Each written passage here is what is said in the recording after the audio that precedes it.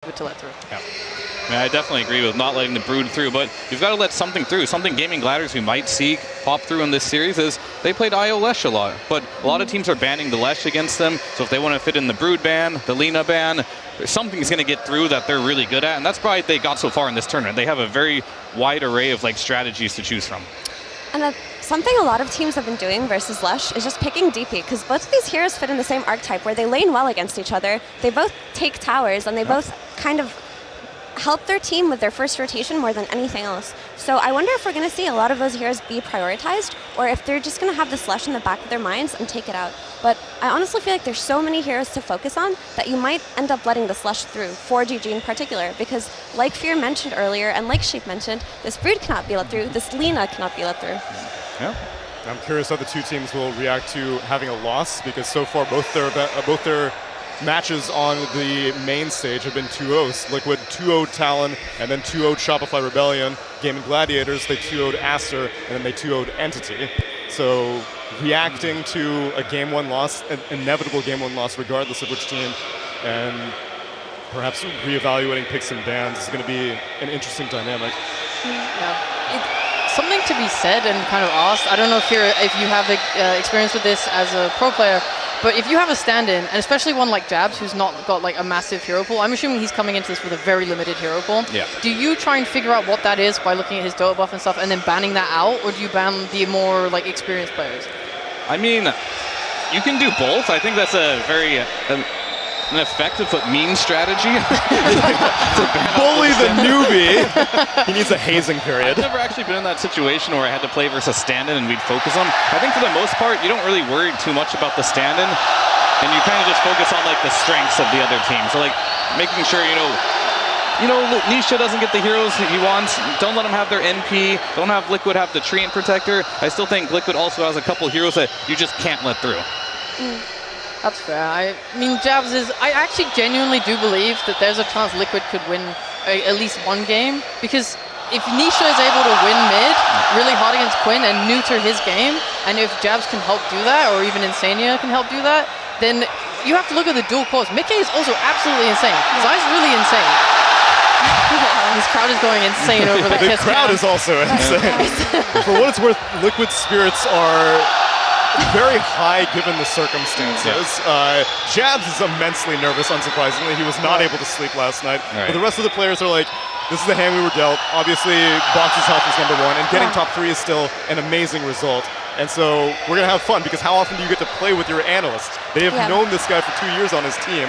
And actually, they have history that goes even further beyond that, because if I may shill briefly, if you go on youtube.com and search for Team Liquid time-lapse, you'll find a very handsome and charismatic host who got a chance to talk to Mickey, Insania, and Jabs back when they used to compete against each other. And it was, I think Jabs was on Penta, Insania and Mickey were just starting their DOTA career, and they were on a roster by the name of Cool Beans with Nice. Lota. And they played against Jabs. It was a 100-minute game. It was the Western European TI7 qualifiers. It was the only game that Insania and Mickey won, and I think it may have destroyed Jabs' competitive spirit after that. But they reunited as analysts and players, and I guess they're coming into this with a very devil-may-care kind of attitude. Yeah, I would think so. I mean, I feel like after that happened, they kind of just went, oh, well, right, but we'll do our best. This is actually going to be Jabs' main stage debut. True. So I wonder if he's going to be nervous, because even though you're an analyst for a team for so long, you don't actually know what it's like to play in the booth with the sound of the audience, right? There you go. He is so nervous. You can tell. Effie, I'm telling you now, this man is a wreck.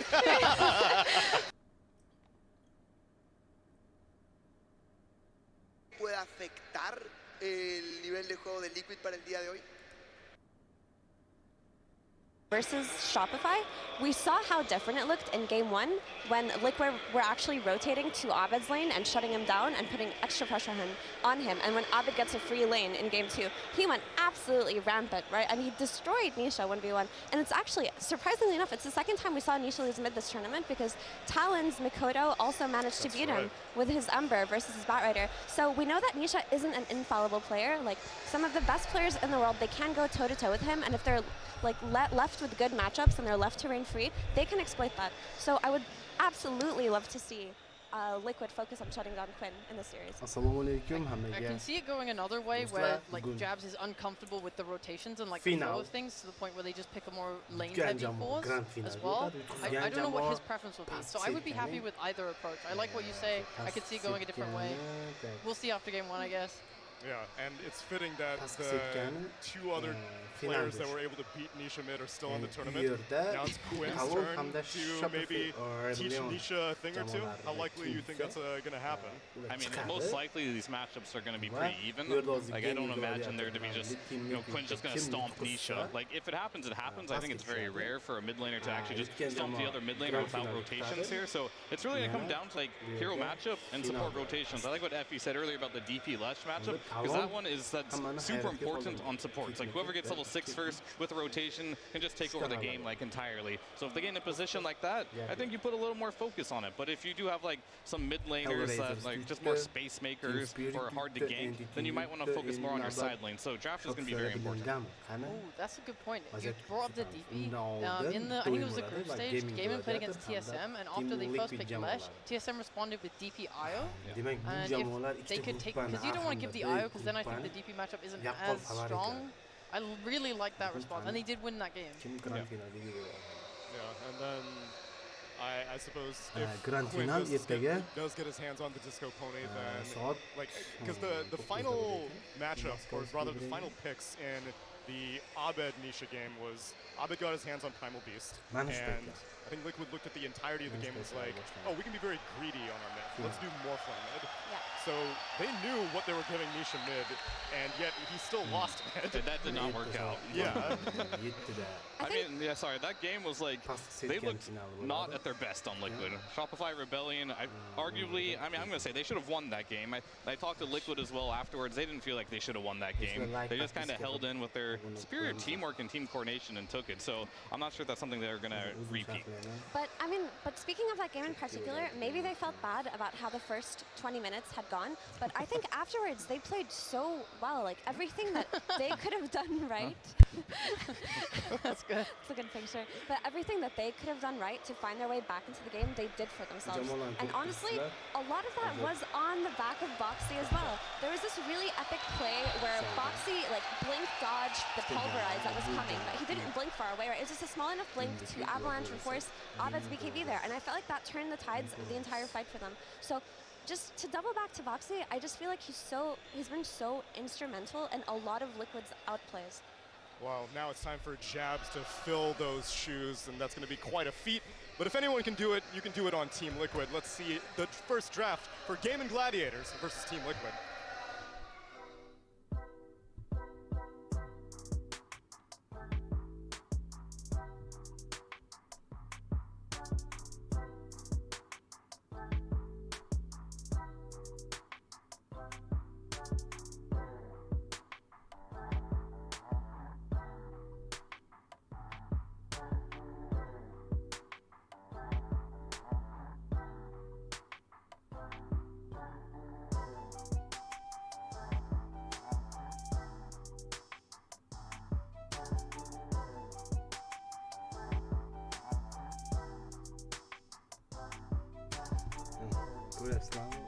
Xullas, jamoalar juda ham bir-biriga yanoq.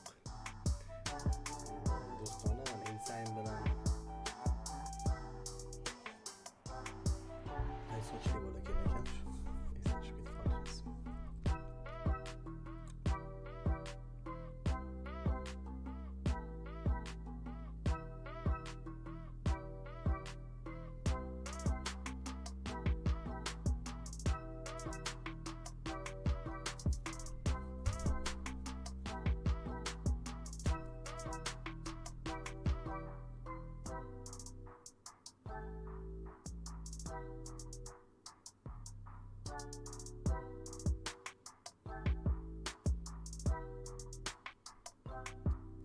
Uchta karta maksimum. 2-0 o'tgan.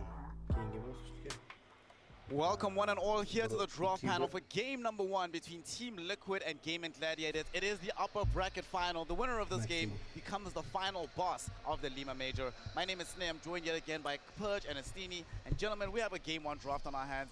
There are some peculiarities about this draft, of course, because Liquid do not have the full roster fielded. However, of all the teams probably least affected by this, it'll probably be the team that has the highest hero diversity, the second largest hero pool still left in the tournament, and they just play anything in any position. They can probably make this cover. So what do we want to see here, Purge, in order to make sure that this all works out? I mean, you're making some assumptions here. Their hero pool is wide, but they have a new player, so like maybe they can't have as versatile of a hero draft. You're still talking about Liquid, right? Like they're going to be restricted a little bit. We talked to Jabs this morning. He had to come in relatively early. It was like 9 a.m. He'd set up his stuff, whatever, normal TO stuff. And he said he's about 9,000 MMR right now, so he's still very, very high and talented. He's been on the team for a long time. But he said his team is more excited for him to play than he is because I think their pressure is just completely gone. They don't worry. They're not as worried now like what happens at the end of the tournament. So they're going to have to draft stuff that fits his comfort style. I think that's important when his MMR is going to be moderately less than other people's. And if he can get in his comfort place, then, you know, all the other stuff should click, right? Surely? Yeah. I think they'll have some trouble at the lanes. It's really hard to lane with someone for the first time against a professional team. That might be an issue. But overall, Liquid can keep with their style. I'm curious to see which heroes they let through. You either play against Brute, Lina, or Lash. When you play against GG, usually some teams, when they pick Lash, you steal the IO. Or if they pick the IO, you steal the Lash. Or you have a preset strategy against it. So, yeah, IO Lash. Yep, they went straight for the IO Lash. They allowed it through, right? They realized that Gaimin Gladiators were most likely going to do this.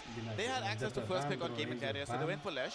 That gives Liquid the option of playing IO immediately or just play like a support duo that they've been playing time and time again. And I suppose under these conditions, you have a new player on the team. IO is a very finicky hero, right? You don't want to give somebody IO if they haven't played it, especially not their first debut in the lane stage. Just give them Rubik. Nice and simple. No matter what, he can play this. It takes a lot of coordination to play IO drafts. You're coordinated with your carry the whole time. You're also setting up ganks across the map with one of your cores or supports that your IO now needs to relocate in the right position at the right time. Way too hard to do, and Team Liquid's going to do a atypical double support opening. Very few teams are doing this right now, but considering the circumstances, I think it makes sense. Give him a hero that he knows he can play, that he's comfortable on, and if he can if he can play either of these, I think it'll be all right. Yeah. I love this opening because if you can get away with picking 2 supports and not being cheese, you're super fine. When you pick 2 supports, you're usually worried about a Batrider on this 8 pick or a Beastmaster, some type of Zoo, because you're showing the weakness on your support duel. And here they knew it was an IO, so they could get away with the Rubik Treant. Rubik doesn't do anything against IO. It's not like an IO answer at all, but he's really great against the Lash. You get the stun with the shard, it's just so great, and you kind of know what GG will play here. So they're a second pick, they get all the answers, and they already know exactly the strategy they are playing against. It's going to be this IO with the Lash Connect. They are running at you all the time. They can go some sort of Enigma hero to stop Lash. They can go some burst, so Snapfire, Zeus, damage from outrange, Kodo, together with the Zeus. So there are many options here, and the more heroes they can see before they pick their cards, the better it is. Yeah, the scary part though is that most teams are breaking up Gladiators combo when they go for either of these heroes. We even saw teams taking IO for themselves so that they couldn't get the pairing. Didn't work out very well, so a little spooky in my mind that Gaimin Gladiators gets their comfort draft. They get their opening here. It's going to be intriguing to see what they pair it with as well for the 5 position, because presumably I would like to see a stun, but I would also like to see some lane security, no matter what, for the safe lane for Jiraicho. So maybe someone dying here. Gaimin Gladiators, in the 5 position, they are one of the teams that has played the fewest overall heroes from that particular position. So it's been like Tree, Undying, there was Clockwork, and there's 2 other heroes. Either way, I would like to see it. Enchantress was one of the other ones, yes. So anything that heals, I think I would like to see here. Double down on the sustain. I don't think you can get away with like Undying or Enchantress. You need stuns. Yeah, when you have an IO pairing, that makes sense. Yeah, you're going to be a little limited there. Someone needs to set up for Leshrac ideally. He can do it himself a little bit, but it's kind of finicky. Chain stunning wouldn't be a possibility otherwise. So yeah, some stun would be nice. I like some Tusk, Tiny type of hero. If you want to double down the save and on the healing, you can go Legion. Then you have an offlaner that also sets for the reload kill. So Panga. then Legion would Bir de- make sense, but I think bir if de you oğlum ya. Undying here, you're Can gonna really either like stuns and they will pick offline hem de safe a line. spirit type of hero. Now they show the Pangolier mid, but they can still Double pick a peek. hero that's very elusive and you cannot catch him. I do like the Pango though. I mean, Gladiators have been using it a lot on Quinn to great success right now, so a little bit of a block pick, but also you know that Io and Leshrac are going to be paired together. You're getting double the value from your roll pass-throughs by hitting them both. You can line up your swashbuckle defusal attacks too, so I think it's a good place for Team Liquid to go. Starts them off with a pretty flexible draft. Maybe their lanes are a little bit more decided because I think it's more likely Nisha mid, but I like it so far. Doesn't They reveal much. played once Io Witch Doctor. They did, yeah. That They would still be go cool for that in the because offlane. Witch Doctor is unpicked so far. I would love to say Witch Doctor. That would be fun. I make zero clue if it makes sense because they are the ones that know about the Witch Doctor offlane. I'll not pretend I know much about the hero, but it seemed really good when they played the Witch Doctor on the offlane. It did seem really, really strong. And it felt difficult for the team they were playing against to actually kill them. Right now I'm looking at this Liquid draft. The damage output is not necessarily massive amounts of bursts. You know, there's a lot of control from these three heroes initially, a lot of movements, but out and out burst, it's going to be very easy to keep this Slash alive in the event that they go for like this double down heal. They have some flexibility with this Pango. It could be played in the off lane, most likely for Nisha, but this is Team Liquid. You just never know for sure until the very end of the draft. Something I'm also finding intriguing is how long Gaimin Gladiators are taking for this particular pick here, Purge. They really are thinking about it. They know they need stun, but they would like some sustain as well. Yeah, that cosplay was not lore accurate. Stout shields are not in the game anymore, so someone should definitely take his shield away from him. Didn't like that. Alright, so we get the other hero for the 5 position, we get some Clockwork, and we get the off-lane Dogs here. So that's going to build the sustain. It doesn't come with it naturally like the Witch Dogs, but at least you're going to have it eventually. You have an aura builder in the team already. I like it, yeah. They can combo and cover each other in a lot of ways. Like Iron Shell and Leshrac is not often thought about, but it's very effective too. Surging the Leshrac is great. There's the disable that Estine was looking for with the Clockwork to set things up. Either initiating or else. And then I feel like Darkseer protects him against some of the strong agility carries right now that might match up well against Leshrac in the ultra late game. So I like the Gladiators draft in this draft position. It's a little spooky because you don't know what they're going to do yet, but I think it covers some bases. That was what I was thinking when they showed the Darkseer, like, because against Lash you want the healing reduction, so you want Scotty Builder or Draw Ranger, which is banned. So Darkseer, he's gonna like block those picks. You cannot pick TB here, you cannot pick Luna here. And does it makes really strong, but then you go Morphling, it's a bit on this lack of catch in the IO draft. You can just wave farm away. Feels good for the Morphling. I really like the Morphling here, but he definitely can be bursted with Lash. Lash IO, they do so much damage. Unless you buy Ags and you take his spell amp away. But it's so late in the game, I don't think you can survive. Because they're not like bursting enough, they're not poking enough from far away. On the Liquid side, right? Yeah, I don't. They need some. If they want to make it work, they would need some sort of silence so they can burst during the silence. They can all jump during the silence. I don't know which hero could offer this. Like they can do an off lane. That's possible. They played it in the main event.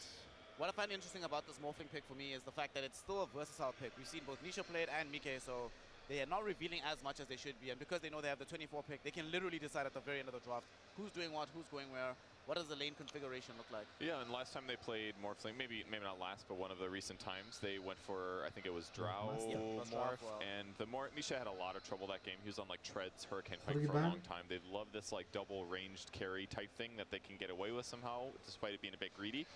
But almost all the best heroes are banned, so it's probably going to be Mickey's, is my assumption. That's what Gaimin Gladiators believes as well. They're banning out the heroes for Zai. These like summon push heroes, that's currently one of their big negatives. Morphling can hit towers quite well, but it's a little dangerous because his attack range isn't the best. So especially because Enigma, they could pick this hero and would be amazing because the hero that you set Lash in the same place. Like he's gonna frontline run at you and you just black hole him. It's so easy to kill this Lash and the IO together. Maybe some Kanka sort of hero if they want to play the Pangolier to 3. But it's GG time to pick, right? They need a carry that pairs with the IO. Let's see, what plays quickly? I would like to see something that plays quickly and can play in front of this Leshrac. Pudge?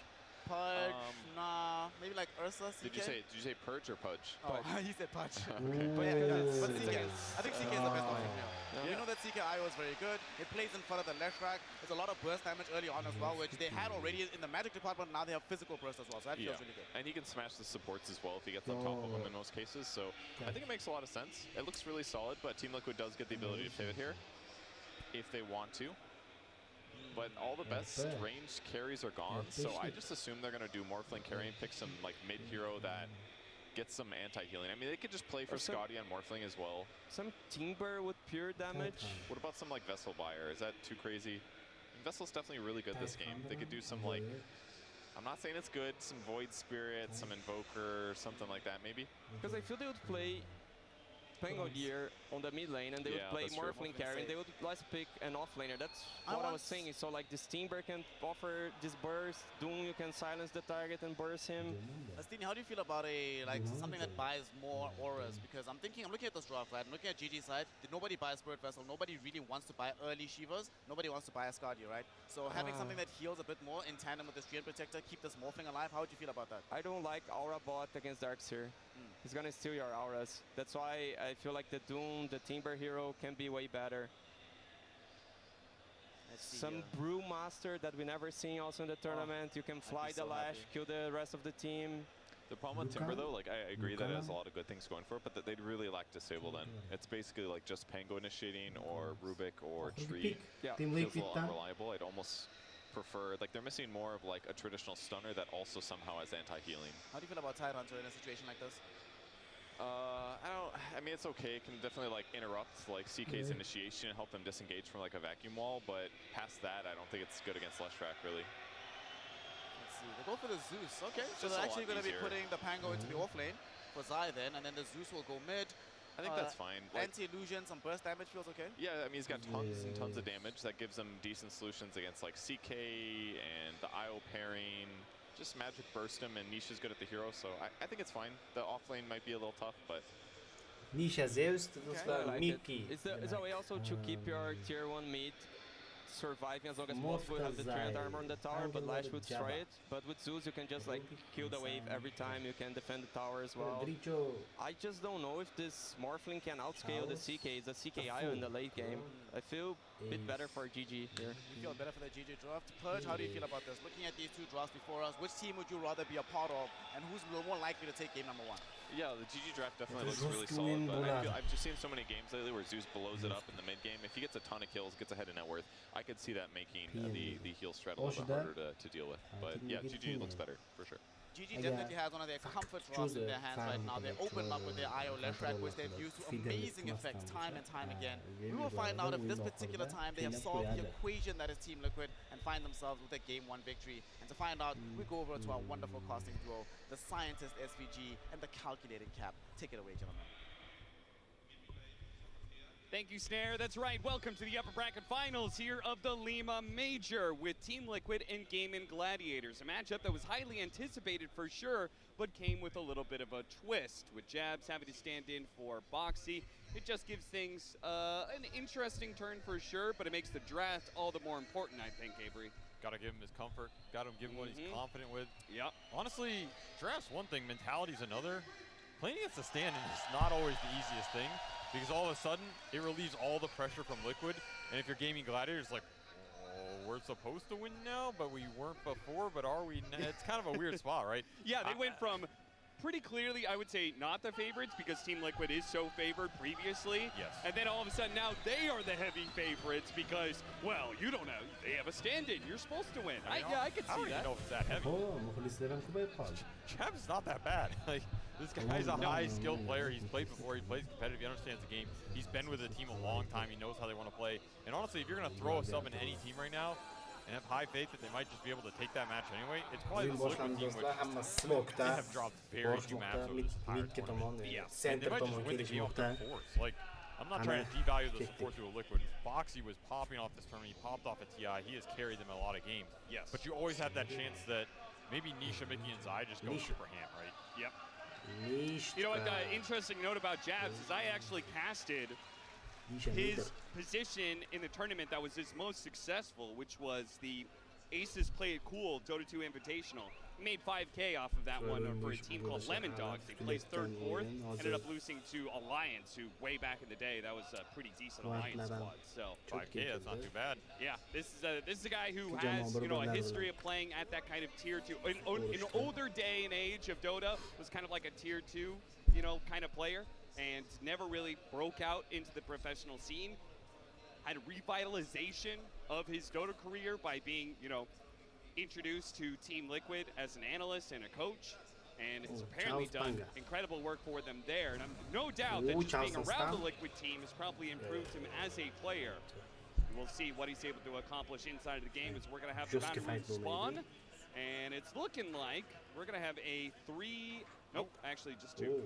So 2-2 split for both sides. Mickey's going to lose a lot here on this rune, though. And this is sad for Morphling level 1. He generally does not want to go into the lane down HP on this hero, where you want to trade more efficiency and use the regen, especially if you don't get the block. Ace can full block it here and should be pretty happy. Especially with a Darkseer. Any advantage you give Darkseer in the early laning phase, you're super happy about that, because almost all the time you are going to get counterpicked on this hero. It's just the nature of how you draft it and how you play around it. And the lane is what makes this hero very slow. If you get past that, you're off to the races, because this clock Darkseer combo is fast. You take over the map, you shell this clockwork, you can TP to other lanes, he can instantly hookshot somebody, then he has the extra damage, helps him farm a camp. This combo was really strong a year or so back. It's kind of cool to see it brought back into the meta. A little early tip action. You'll be happy to know, everyone at home, that the crowd has definitely filled out, and I anticipate it'll stay that way for the weekend. Couldn't quite top out the high chart, though. Gaimin Gladiator'dan. Yani Chaos'tan da iyi o. Ozbek'de fight buluşmuştu. Tafu. And this is a draft built around Quinn. Yeah. Honestly, every time I talk to Quinn, he's like, I just want to play Leshrac, man. Why does anybody give me Leshrac? I'm like, dude, you spam it on your stream for 10 years. That's why you don't get this hero. You know, you can't be level 30 on a hero and get it all the time. But he will get it here. And they had the first pick it over taking the IO, right? Because what's been happening, you take the IO, the enemy goes tree and Lesh. Then you don't get to play Lesh. So Quinn just said, first pick this hero, I'm going to carry you, I'll put you on my Disco Pony back, and I'll see you in the grand finals. He's very confident. This is a bold move, but they do have Mickey over here, cutting the wave as well to be able to help out. Pretty dangerous to fight as a melee hero against this double Ion Shell plus the constant ticks of that battery assault. Ooh, Derachio. Hazır. Fangiler minus Yeah, he has the stick, but it looks like Derachio just hits a bit too hard with the help of the IO. And Derachio will be able to walk away. Jab not able to commit. And those crits.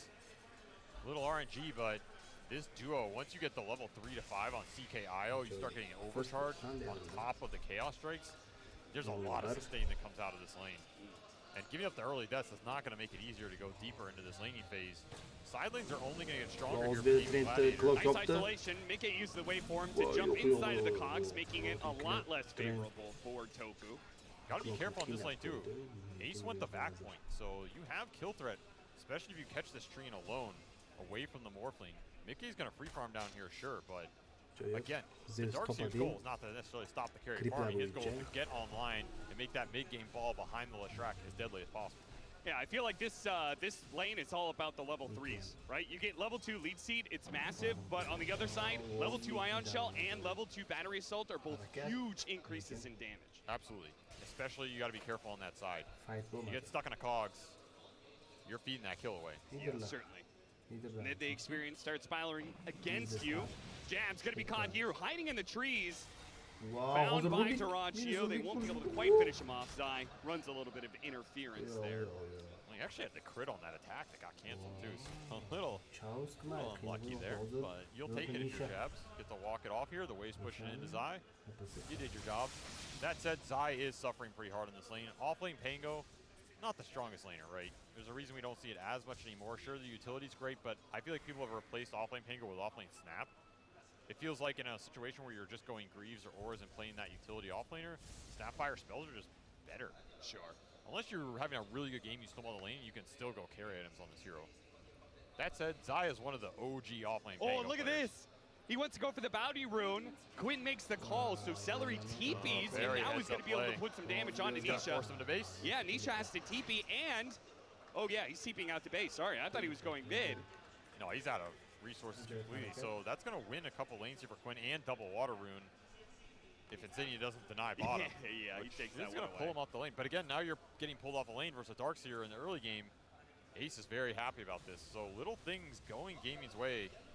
All three of their cores having a very clean start. You can see Mickey under the pressure under tower, Ace and Tofu They're just going to double Ion Shell cut waves, and there may be an opportunity to go for a bit of dive. It's hard to dive more. Zero is just so high on the EHP early, especially with Trine who can give him the extra sustain. Honestly, I think they're just going to try and mass farm this bottom lane and get as much gold out of it as they can for Ace. And then at some point, all these heroes are going to connect through the Leshrac. That's what you have to be wary of here if you're Liquid. How fast does that happen and how much do you give up when it does? You do not want to get caught with your pants down around the mid lane. You brought up the Leshrac a couple times here. So, did Liquid adequately address the Leshrac in your opinion? I think the Pango can be very nasty in terms of Lesh does not want to go super early. BKB, if you catch him in the Rolling Thunders, Shield Crash, you're a bit tanky, and the spell immunity definitely helps you man up here. And Zeus is going to outrange you, in theory, damage-wise, right? Sure, yeah. I say in theory because this Lesh can just go Bloodstone Blink, especially when he has IO. He has the EHP through the heals, the extra spell amp. He's not worried about the damage. He's not worried about the sustain. You can rush the gap post here and just take it to Nisha in the man-up fight, and you're done. You just get melted because Zeus is not going to go early BKB either. So in that sense, you have some tools to deal with this Lesh, but again, it's all about who gets to those items first and who makes the first moves with them, which is why the early lane phase is very important, and runes, perhaps more important. You do not want to give this Leshrac regen, arcane, haste. That gives you the play where the supports can connect him, clash on mid. We've seen it from Gaimin all tournament. This is Quinn's MO. He wants the tri-lane mid around the 6 and 8 minute runes. And Liquid trying to bring their whole squad as well, so they know this play's coming. They get an invis rune. So while they may get the power rune, it's not necessarily the best early active rune to be picking up for a Leshrac.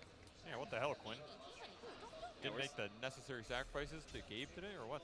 The haste, the arcane, even a regen, all would have been really nice. Not the case here. Zai being left alone does have to do a little bit of pulling shenanigans for himself. Get caught up a bit. Oh, Nisha has to hop away. Oh, he's going to chase here. He's going to keep chasing after him. Oh, he tried to get him just on the edge there on that little corner side. Looks like he had the shield crash, so he doesn't take as much damage. But Chaos Knight is just relentless. If you can't pressure it in that first 1 or 2 levels, this hero always seems to get more and more dominant as the lane goes on. Yeah. Especially IOCK. This is not a lane you can sit in. You're going to have to do some pushing and play for utility. Courier kill. Pretty nice here. Quinn was close to getting his own on that triangle. And I like that he checked that ramp. It's almost, I thought he's like going for the bounty that doesn't exist there anymore, but he's just checking that big camp to make sure Jabs hasn't been stacking it for Nisha because he feels like he's winning this lane and he doesn't want the Zeus to just catch off some massive stack, especially one he could just easily steal. Sure. So a nice little heads up play. The vision definitely going Liquid's way though. Nisha with the D-Ward mid. It's going to be a little annoying here for these gaming supports to go towards those runes when they don't see as much. Maybe the one thing going Liquid's way in this early game outside of mid-game free farming, which of course he is free farming on this morph. Did he cut the wave and pull it around? Nisha was alone in lane, and then all of a sudden, oh, Zai pulled it for sure. That's a cool move. That puts pressure on the Leshrac, so creeps die faster, so he misses some CS. It also gives you some power damage. Trying to abuse the fact that he had to go to base. Yeah, exactly. That's a really cool idea. I like that. Definitely a nice little move. It's going to help him catch up a bit, but 8-minute rune. Zai is just riding the line right now, and it looks like Nisha's going to show up and try and help him out here, and will be able to get a kill. So Phantasm on cooldown is a nice little bonus to that kill as well. Nice play by Tofu, using the cogs to ensure he gets the last hit on this Observer Ward in mid. That's a really big kill for Zai's XP. You just want the levels on this Pango. He can make up the net worth later in the fight, so if he has his ult, and more importantly, that Rolling Thunder is their biggest zone control spell in the early game to deal with the push that can come out from Darkseer, IO, Leshrac connecting on tier 1s. So if Zai isn't getting those levels and he's not ready to fight at these towers, you're not really fighting anywhere else. You have Treant, Zeus, Morphling, Pango. Tier 1s are your friend for this Liquid lineup, and you need to take those engagements when they come to you. Because they're coming. It's building up here, right? You have the levels on this Clockwork Darkseer. They're going to go for Ace. They already used the Surge, and now leaves an opportunity for Mickey to snag up that kill with the help of Thunder God's Wrath. A toss away from Insania will help him as he was getting a little low against that Ion Shell Battery Assault combo. Tofu going to hide away in the trees and maybe go for a teleport out. Spotted immediately. Mickey does have the stun to stop it. So, a second kill for Mickey. Nice rotation from the 2 supports and a really good bait as well. Extra assist gold for this Nisha Zeus on top of it. This is the kind of overwhelming numbers you want to bring to these early fights if you're Liquid. That's the name of the game. When you connect everybody, you're really happy taking those fights. You just can't get caught off guard as, man, Zai. This was Zai's always his specialty. What, playing on no HP? Playing on no HP. Yeah. I felt like he was so good at being able to do that. It was what Ice always did very, very well in the older days of Dota 1, Dota 2 as well. Yeah, but Ice was, I mean, Zai's just getting beat up here. Ice Ice would fight back a little bit He more, would fight back, but he would also do it to himself sometimes. Sure. This guy ended up in the craziest situation. That said, you are right. Zai is very used to being sacked. He played with the App Store for years. Yeah, that was a team secret setup for sure. Maybe he's getting some flashbacks with Rubik. I have to lane with Rubik again. Spend some time. Got to pull out the ult. He misses the uphill flips. He's getting tilted. This is awkward. A two-man stun. They do have the Rolling Thunder, so walked into it. Quinn's got to be careful here, but they have won this initial engagement, so Zai's going to have to just TP out. Nice little driving there, but still, that was supposed to be an offensive Rolling Thunder to get kills, and instead, smoke up to the wrong place at the wrong time. And honestly, this is kind of just a weird move. Maybe you're just wanting to go invade the jungle and steal some stacks, because Gaimin has stacked a lot this tournament, right? You definitely know Liquid have analyzed this. They know the stacks are coming, but you're kind of just walking 2 cores up the ramp with the Lesh off the map. It's where else are they going to be, right? Yeah. A little awkward. Liquid's still trying to get some levels here as well. Their supports are pretty under-leveled after this laning phase. Level 4 for Insania and level 5 for Jabs. I feel like this is also post-home unless it went to somebody else. Again, these early fights are gonna come to you eventually with this Gaimin lineup. They're very strong at that Darkseer time with the first aura. CK's been pretty much on par in terms of farm. And of course, the big pony, that Bloodstone with the IO to buff up the amp and the heal is going to be deadly in this game. So those support levels are really important for Liquid here. And I'm worried they're just not finding them. It does feel like they are powering up.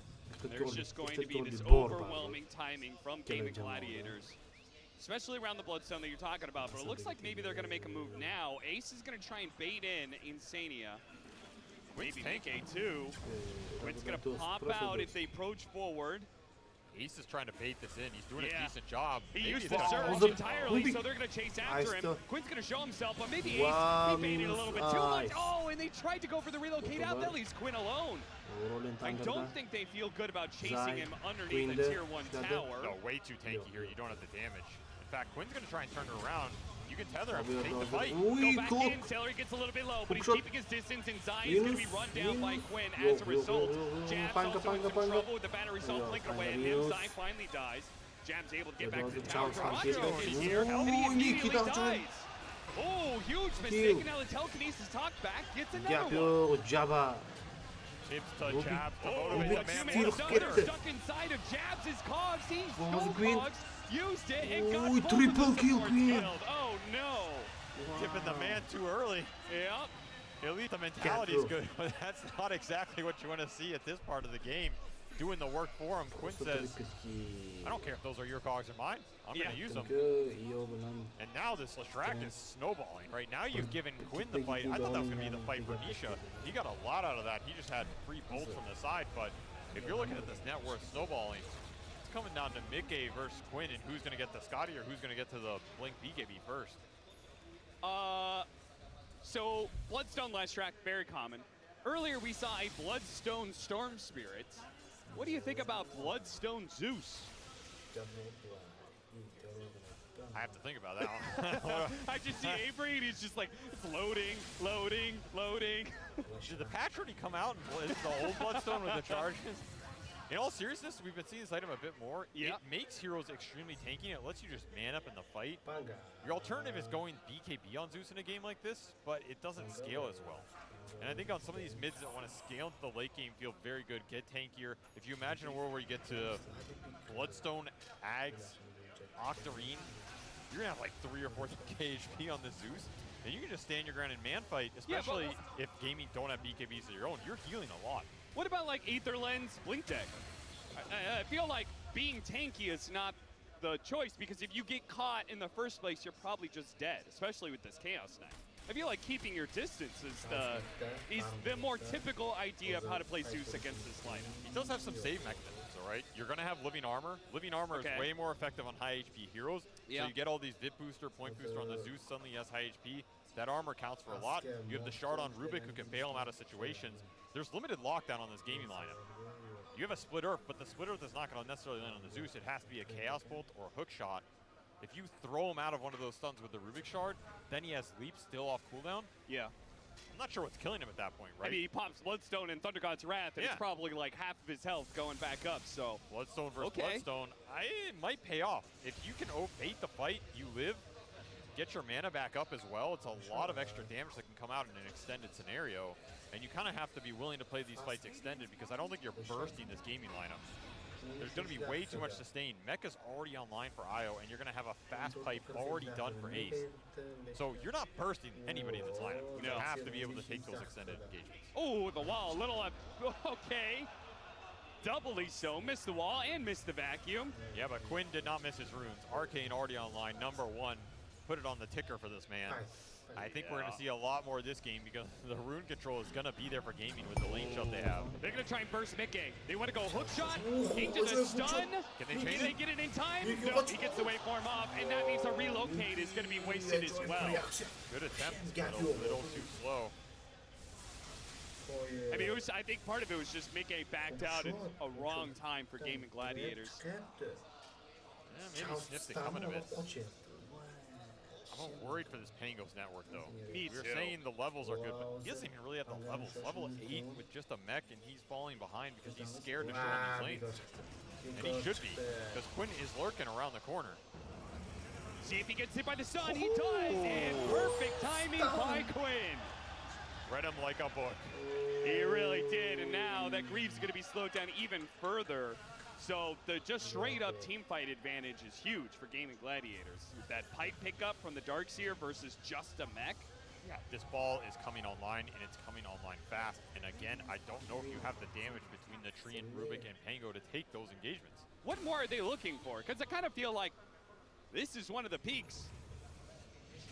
No, this is their early game peak. You take the fight to them, you abuse your auras, and you go to force that early tier 1 into the Roshan here. All right, there's so we're going to see them Quinn right now. Make that move.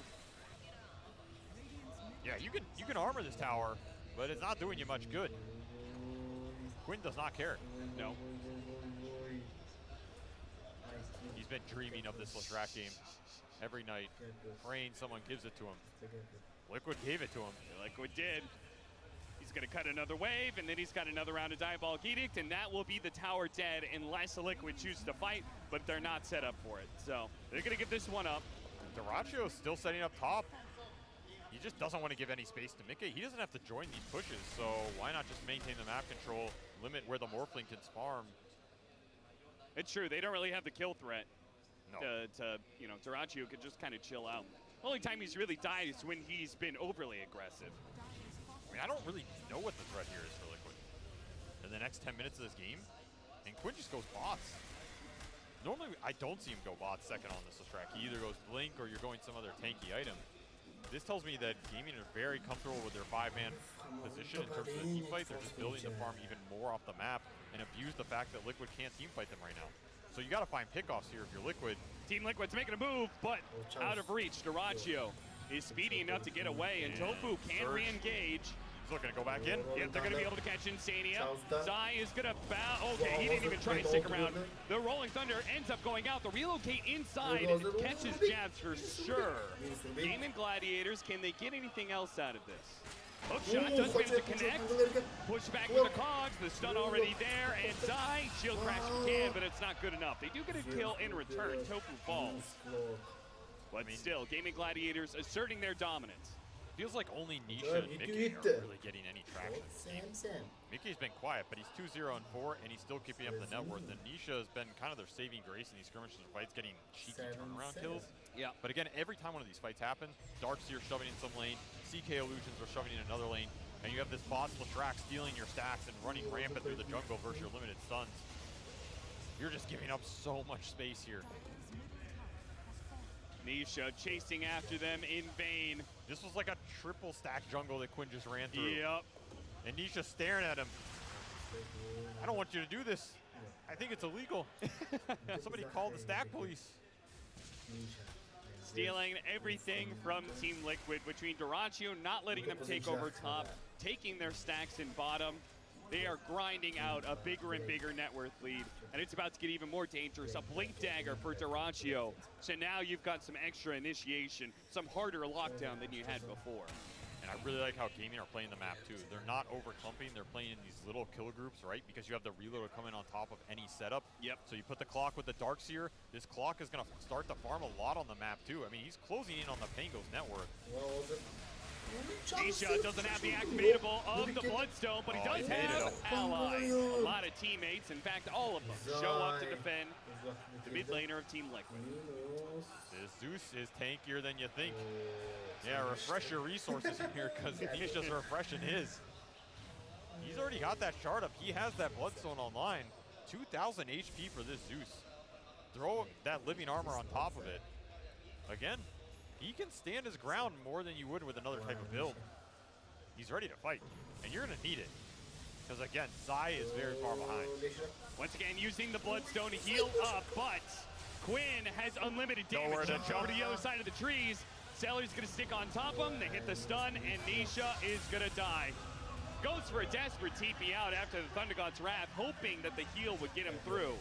Not the case, though. That heal is significant, honestly. It was. It's impressing me. But you are losing map control. Reload top now to try and kill the tree, and Quinn is hitting every stun. Insania, though, does have the shard, so he gets out of notice for a second there, but they will be able to run him down ultimately. You know what else he had there? What's that? Arcane Rune number 2. I'm just gonna say, already back to bottom, low cooldowns taking your tower. Sure, you're gonna get tofu here, but you're losing the bigger prize, which is map control to Leshrac as Quinn continues to power up in this game. 5-0-3. I don't think I've seen him miss a stun, and he doesn't even need the setup. The benefit of this early bots is you're super fast, 460 MS with the tether. He's living life, living the dream. Quinn Look at him. said in He's his in the zone. He's never been happier. I've never seen him happier. Overgrowth catching 2. This is a huge kill. Do they have a follow-up? This is going to be a little bit hard. Mika's going to try for it. Turning into Leshrac, activating all of it. Got him, and he's letting go. Overwhelmed. Too much damage all at once. They do manage to get the kill on the Leshrac. It looks like the IO's going to be able to get away. My bad indeed. There's no way the Morph should die there. No, absolutely not. Celery separating again, does get a pipe, so he'll be okay. They actually get a really good wall. Nisha's stuck in it. Dyrachyo going for the living armor. There he goes. Takes away the tree protector. That's all important. Nisha fighting inside of this wall. It's just, nice. Hook came in, managed to catch him, and that'll be Nisha falling. Jab trying to get away. Does save his own life, but could not protect Nisha. Man, that was a nasty wall. Stuck on that ramp. Yeah. Nisha couldn't walk through it. Then his leap got blocked by an illusion, I think. A rough way to go. Bloodstone not doing you any favors in that type of engagement. And then Tofu with the hook to clean it up. Every time you lose one of these fights, Gaimin gains so much net worth. They haven't even done Roshan yet in this game. And finally, this tier 1 goes down, or tier 2 goes down bottom. Living armor, not going to help you. That means outpost control instantly online for Gaimin with a relocation lineup that can abuse it. Team Liquid, little bit of poverty mode. Gonna go back for the BKB. Watch this fight again. What happened to Mike? He just didn't get the morph. There's no way around it. Just underestimating the burst that can come through. Split Earth seals his fate. Again, Quinn hasn't missed one this game, I think. It's true. Not that that one was hard to hit, but... Now Academic Scepter from the Clockwork, as you can see, the triple rockets are out. So there was already a ton of map pressure, but now there's going to be constant vision and additional global map pressure from these triple rockets. It's also just a lot of damage. Yeah. You just start throwing them around in the fight. This is a fast ag for this hero. Again, benefit of the Clock Darkseer. Throw a shell on him, he can start farming up. There's a lot of net worth on 2 supports for Gaimin that generally have a hard time getting the net worth. So it counts for that much extra. You already have a Glimmer done on this IO on top of the mech. And he has levels. He's level 14 on this Wisp. That's huge. 15 talent coming in soon, especially if they can burst down Nisha, they got him easily. They're going to catch jabs as well. Telekinesis throw back. They do so much to protect him. They also have the scythe on Ace as well. So many tools for Gaimin Gladiators in these fights. They're going to put all of them to use. Killing Team Liquid, now finishing up Roche. Put an Aegis on this Leshrac. He's already invincible. That gives you a high ground mechanism. Everything going Gaimin's way, just perfectly executing this lineup. This is desperation right here. This is pure desperation. Rolling in, just hoping he rolls in at the right time to be able to grab the Aegis away from Gaimin Gladiators, but instead, a little bit early, and now potentially run down. Doesn't have the blink dagger up, another stun lands, and Quinn happy to collect. There is no help for you in this game. You cannot run from this demon that you have unleashed. You've given Quinn everything he wanted in this game. And there's another rune that will make you question why did you do this to yourselves? I have a feeling he's not going to get Leshrac again. I don't think you're going to get Lesh IO for sure. He'd be the Lesh, but I tend to agree. It's looked absolutely terrifying. And this Zeus is just not having the same impact back, right? When you lose this much map control early, your lanes are getting shoved in. It's just too much for Nisha to deal with. Insania on a little walkabout here. Checking out the sights. Seeing what there is to see, and it's not much. Their world on Team Liquid is very small, very limited.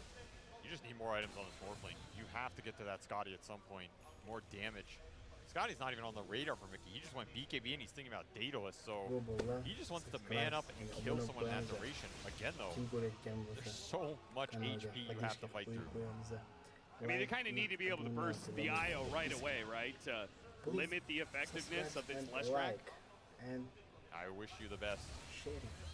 This IO is not easy to burst. It's not even easy to find. You got to get a really good angle.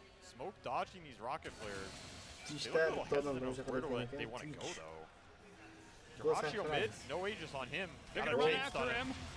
See if they can get the chain stuns here. They can telekinesis, and they do get him dead. But the rest of Gaimin Gladiators get an overgrowth. A really good wall goes down as well. Zeus going to be able to grab both the supports while Celery dance away from Mickey. Getting the distance, Nine chase after him. 2 minutes, finish up that IO. Now Ace goes back in. Mickey turning into the chaos. Nike gets him up, but he does need to wait for him away here. Nisha, another stun. Quinn not going to miss once in this game, it seems, as he gets the triple kill out of that team fight. And Shiva's just making that fight after the BKB is out is impossible for Mickey.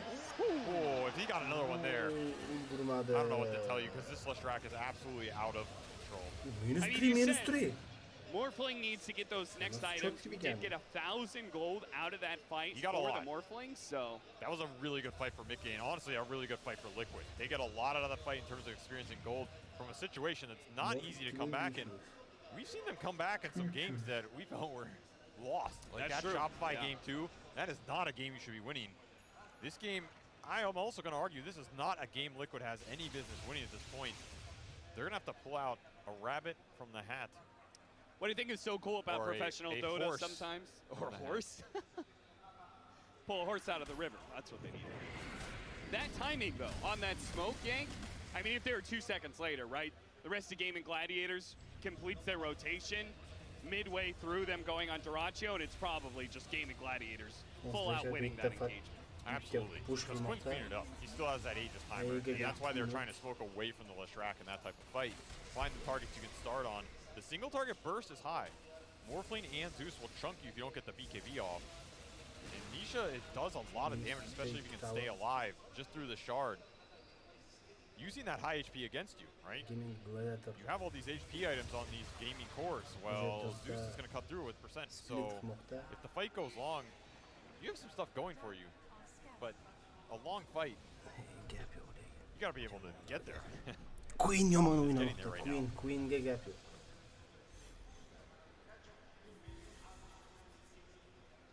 Once that Aegis expires, they'll have another item slot, and he can fit in that Blink Dagger. So now Duraccio, if he blinks in, gets the initiation. Or Clockwork hits a hook shot. It's just going to be chain stun City, and that makes the game super hard for Morphe. Just gonna start hitting your base. Why not? Glyph Flash is already basıldı. level 22, so he already has. Wow, direkt kurup kaldı şlaştı. Minus strength. Flash ve hook shot. I mean, he is a gem too. Oh no! So you're losing Gap all yok. your map right now. Abi bir de center yedi. Yeah, this game is in cleanup mode for gaming. Unless you throw a catastrophic high Şem ground. gap yok. Tafu. You're looking Super. at a 1-up versus the tournament favorites. Toptaki tekke.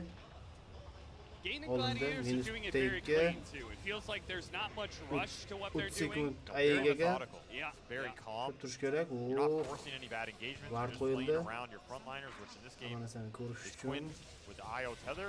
Wow, hazır Charles. Zeus düşlemakta. Yok. Minus Zeus. Buyback Zeus'tan. Rubik and minus.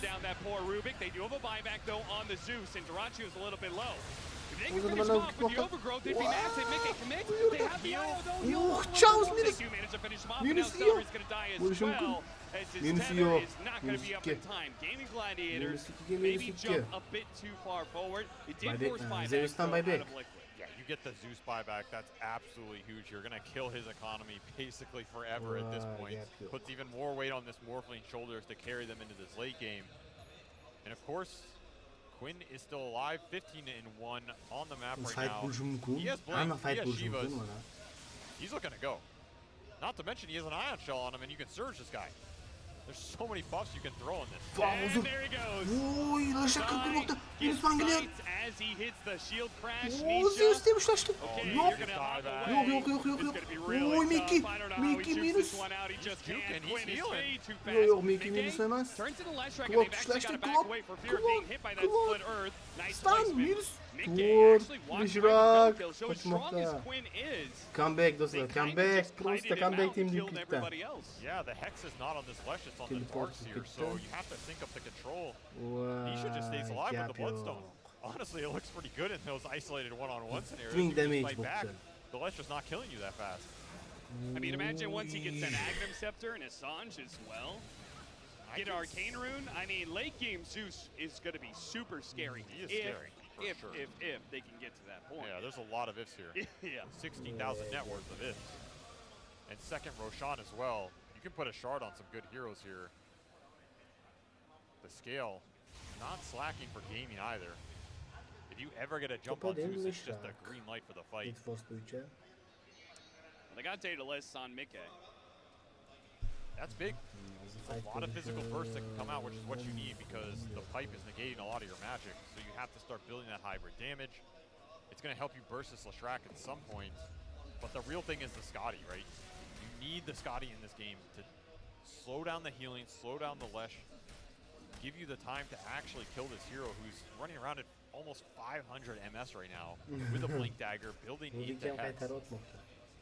That ring around the Rosie that worked earlier, Yep. not going to work in a few minutes here. No. Hey, he did finish up the Sanj, so. And the Rubik lift here is ultra important. You have 4 staff on jabs, you have that lift shard. You have to bail out your Zeus, you have to bail out your cores in these fights and reset that gap. So jabs cannot really get caught out either, Ya, otherwise smoke'ta. Nisha's game just becomes that much harder. Gaimin Gladiators smoke'ta. A lot of pressure on a stand-in, but hey, you're in the top 3 of a major. Kata There's fight gonna be vuruşum pressure no kun. matter what. Insania here to break Trent. the smoke. Let's see if they spot him here. They do not. So Ama seni Gaimin koruştu. Gladiators, the surprise is Both fight countered. vuruşum Got kun. another quick Minus kill. finish Flash var. right Yok into yok. the telekinesis. The chain stuns are right again. The hook shot. The heal interference. Oh, the Bloodstone. Minus finish var. Finally falls. He does insta-buys. die in the instant Hazır. buy on Zai. Oy, Down Mickey. over the cliff pole. Back down by Vay minus Duraccio. Mickey. Minus Banglier. Banglier buyback. Now looks Leshrac to buyback. grab jabs as well. Rubik'te They teleport spot yok. an easy Ulbert kill. spet kullanmadı. Nisha lives Vay though. Chaos Knight aldı. And that's huge because he was the one without buyback on this Wow, cooldown minus timer. 3. Morphling does have it here. Minus You 2. force the Lesh Buyback by. Banglier'da. It's not the worst engagement here because Rubik now de you have to push buyback higher board. without this Leshrac Mickey buy. de If you buyback do board. it again though, you're going to have to expend Morphling Ne buyback. buyback You flash don't have yaptı? that BKB. That is what allows Mickey to man up here. And you cannot get Ne jumped. buyback kılıç mı yaptı? Duraccio can instantly jump you and just end the game. Wow, Zeus düşleşim kun. Where's the save? Oy, iki de buyback. Telekinesis pull back. They do manage to get Nisha alive. The BKB. It's wearing thin. Bakın böyle Shield Charles crash to kaçmakta. slow him down. Düşleşler Can they catch mümkün. these heroes, Stun. though? Without Yok yok overgrowth, yok. Gaimin Gladiators seems to Spokojnie, just be prosto able to walk spokojnie. away. they're happy with that. They get that Morphling buy. They don't lose any more casualties. You even get a Rubik buy on top of it. Pango bought earlier, so all the buybacks out on the table here for Liquid. You're staring down the barrel of a second Roshan, which Gaimin, you have to imagine they're just going to walk into it here. You see this fight replay. I mean, Mickey's doing the damage, but it just takes so long to cut through the Bloodstone heal, the tether, the mech, the pipe, the glimmer. It's just so much. I know it's an insane Rolling Thunder. Like, the initiation was there, but then the follow-up. When he hits the supports in the back line, stalls up the Chaos Knight. Yeah, it's a dream. It's a clumped ramp area where you catch the game. Smoke on smoke, Leech on the low ground. That is the worst. They're going to go for him. All in on the mouth. They're going to pull back in, but they don't have the saves anymore. The Rolling Thunder is doing work, and Mickey is going to commit now. He jumps into it, starts doing some damage with his BKB, but the Leshrac is able to walk away. Zeller is keeping his distance. He's now Mickey's controlled. Manta tries to run after him, but he's denied. Too much sustain and too much sustained damage for this lineup. Sure, you can get 1 or 2 kills, but once that BKB timer is up, the clock hits midnight, and it sends you back to the fountain. That was Liquid pretty much all inning. They don't have buybacks, so feels like this game is pretty much over. Yeah, screw Roshan. I'm just going to take your base. Quinn knows there's no buys here. Tips coming to him, 18-2. You have to give it to him this game. He hit so many stuns without the setup, played this game immaculately, got the runes. I mean, I'm not sure that's a skill thing, but they had the full map control to give it to him. Why not? Strength Blink online for this Leshrac. 3,400 HP. I don't think you're killing this man even if you had all 5 heroes up. It's just going to be Megas into throne here. Yeah, they've got plenty of time to work with. There'll be some sort of partial defense by Team Liquid. But Gaimin Gladiators, if they want to, definitely can go for the finishing blow. They executed this lineup so well. Oh, yeah. I mean, seriously, they understood once they got a little bit of lead, they just kept building. They're actually gonna back away, go back for Roshan. Just really respecting Liquid. No, they're not going for Roche, Captain. They're going for Arcane Rune, number 3 or 4. Quinn will never turn down a rune. He just loves them too much. It fills up his bottle, it gives him a nice, warm, fuzzy feeling. Fills up that hole inside of his heart. That's right, that hole that was left by playing in NA for so many years. And you know what? A grand finals at a major might fill up that a little bit more. Oh yeah. And he just seems so comfortable on this team at this tournament, more than I've ever seen him before. Oh yeah, I mean, he commented after that last win, he said it was so easy. It was so easy all of a sudden after working so hard and struggling, he's just, hey, I'm in the upper bracket finals. It wasn't that much struggle, okay? You know, he had some good times. I was talking about the Optic days. Oh yeah, the Optic days, those were hella rough. I mean, you know, you were playing on a team with Zai, and it's gonna be a rough time, you know? Yes, good old Zai, probably the most consistent top placing pro player. Is still active. Teammates meeting once again. Top 3. No coincidence. Greatness breeds greatness. Some might say there were players that helped Quinn get to this level. But what I will say is the players he's playing with now have helped him look as good as he knew his potential was. And honestly, the credit goes to Gaimin here, right? Because when you plug that 5th player in, sure, Quinn's looked flashy. He said a couple flashy things in interviews. But you give credit where credit's due. This Gaimin dual offlane has been immaculate in this tournament in terms of consistency. They're second facing their heroes. They get the combo. They know how to play it. They know how to lane it. They're getting the catches on the map. They're shoving the side lanes. Duraccio doing his job in that top lane, getting the farm, and now feeling your fate. Goodbye. Sending them straight into the ground. Instantly. They used the telekinesis to get Mickey out of the wall. But that was not who Gaimin Gladiators was gunning for. Another Aegis on Leshrac, level 25, he has Edict talent. Even if you don't fight him, it might not matter. He's going to kill you from the grave. Let the explosions go to work. Start chasing after Nisha. Once again, saved by the telekinesis. And Zai, with his Rolling Thunder, starts chasing after them. What a nice vacuum from Ace. Right as the wall expires, though. Hook shot afterwards, though. Cox pushback. Oh, they managed to stop that telekinesis splitter combo, but at the same time, Nisha's dead. He does have buyback. They're chasing down these heroes. There's no damage. Celery's pretty far forward. Maybe they can target in. Mick Ace going to a fight against Dyrachyo, and he's cannot appeal all this damage. It is far too much. Another vacuum, and that is it. GG is called. Gaimin Gladiators will take game one. Man, a lineup built around this first phase IOLesh, and they know how to build around it. Give him the lane shove, give him the utility, give him the heal and the sustain, give him the ball to abuse these early Roshans off the aura and just send that game into the stratosphere. He ended this game 20-2. And honestly, a lot of those kills felt like it was just Lesh running him over. It was not the full 5-man squad that caused Liquid problems. It was the map movement, the reloads with the clockwork setup, Dyrachyo setting up with a stun into holding the map against the Morphling in the top lane.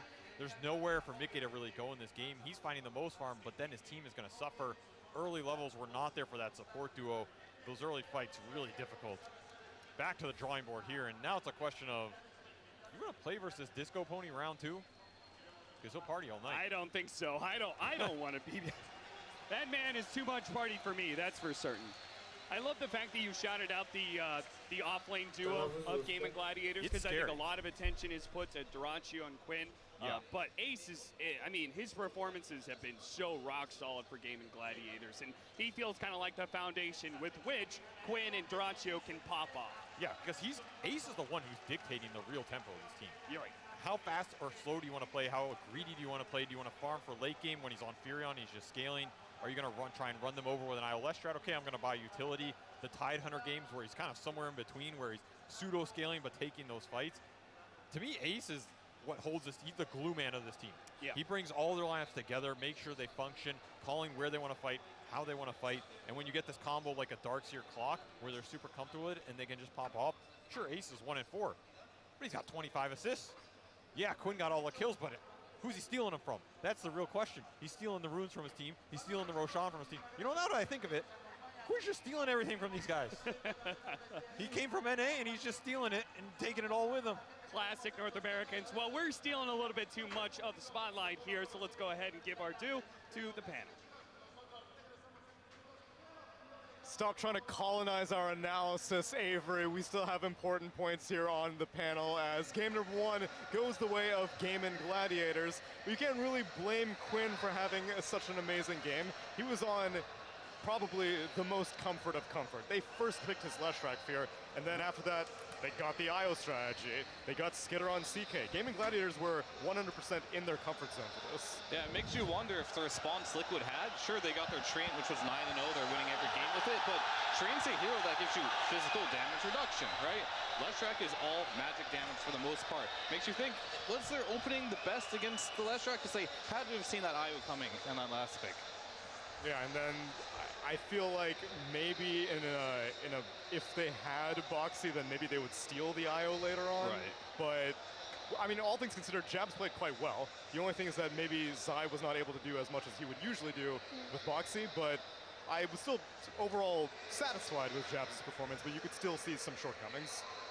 I mean, there's definitely a difference in the kind of game style that they've shown, and I think that the offlane for Liquid absolutely did not go well. I mean, it's not the easiest lane ever, of course, because IOCK can exploit the familiar early levels, which they did. They killed him level 1. He kind of got baited into a trade, and they went off from there. Morphling and CK for the most part were equal in net worth, and Morphling did have a slight edge, by virtue of laning with a Treant Protector. That's just kind of what happens. But because this Darkseer and Clock are just able to cut waves and find farm where they can, it didn't feel like the extra net worth coming out of the Morphling kind of hindered Gaimin Gladiators' game plan in any way. I thought their rotations were clean. They played around the mid lane very well as usual. IO started rotating to Lesh like around minute 5, something like that, right before the power rune. They took all of the bottom map over for Lesh at some point. Anyone who came to push out a wave kind of died to this IO Lesh who were camping. And the top lane was dangerous because you had this potential CK setup, you had Clock who could start fights, and you had the threat of reload, right? And then Gladiators had some really nice wards out too, so it just felt like everything went so cleanly for them. It did, yeah. Gaimin were just playing really nice. I was watching a lot of Quinn's movement throughout the early game to see if he was like really going to push himself, but it was mostly just sort of passive, just farming, trying to get that bloodstone. They move in bot a little bit, don't overcommit too much, take a kill here or there. I think they played it very safe to try and get Quinn to the point where he could just like carry this game really hard. There was a couple like failed relocations, but they Yeah, they did a couple dives. Has to be said. It wasn't the cleanest game of Dota. Yeah.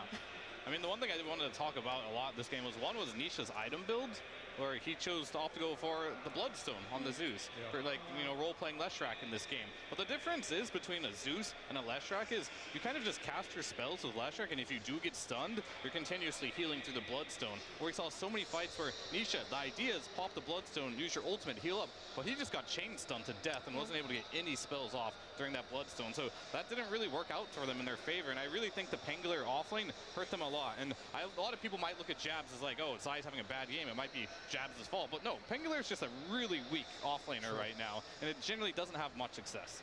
I mean, I'm definitely with you on that. Like, I think that Bloodstone Zeus can be cool conceptually, especially in certain games. But in this kind of game, when you don't have any heal reduction inherently built into your team's lineup, it's kind of your job to try to burst through the heal of the IO, right? So I feel like something like a Kaya, Aghanims, try to maybe like Pangolier roll on top of the IO, kill him very quickly, could have been more effective here. But for the most part, it really felt like Gladiators just had that map taken over. I cannot provide a source on this whatsoever, but I have definitely heard a pro talk about the Bloodstone Zeus and it being good. Maybe it's been popped out a lot. Maybe there's an idea here that we're just missing because we haven't seen enough of it, and they knew it, but it didn't like quite execute. They were in obviously a rough situation. But yeah, I'm willing to like hear out. I would love to hear their thoughts on why. They last picked the Zeus, and so Nisha was well aware of what he was getting himself into, so it wasn't like a contingency Bloodstone. But conceptually, yeah, I mean, you're going up against a Clockwork that got super farmed. He had a very early Aghanim Scepter. CK who can rift you in, relocates, and Darkseer surging everyone towards you. So it seemed like a tough Zeus game from the get-go, regardless of his itemization. Yeah, they also put like purposely, I think they picked the Pango to counter the Lesh, right? But then they made space for the Zeus at the very end of the draft and kind of made Zai play that in the offlane there. So this really had to work out for them a lot better than what it did.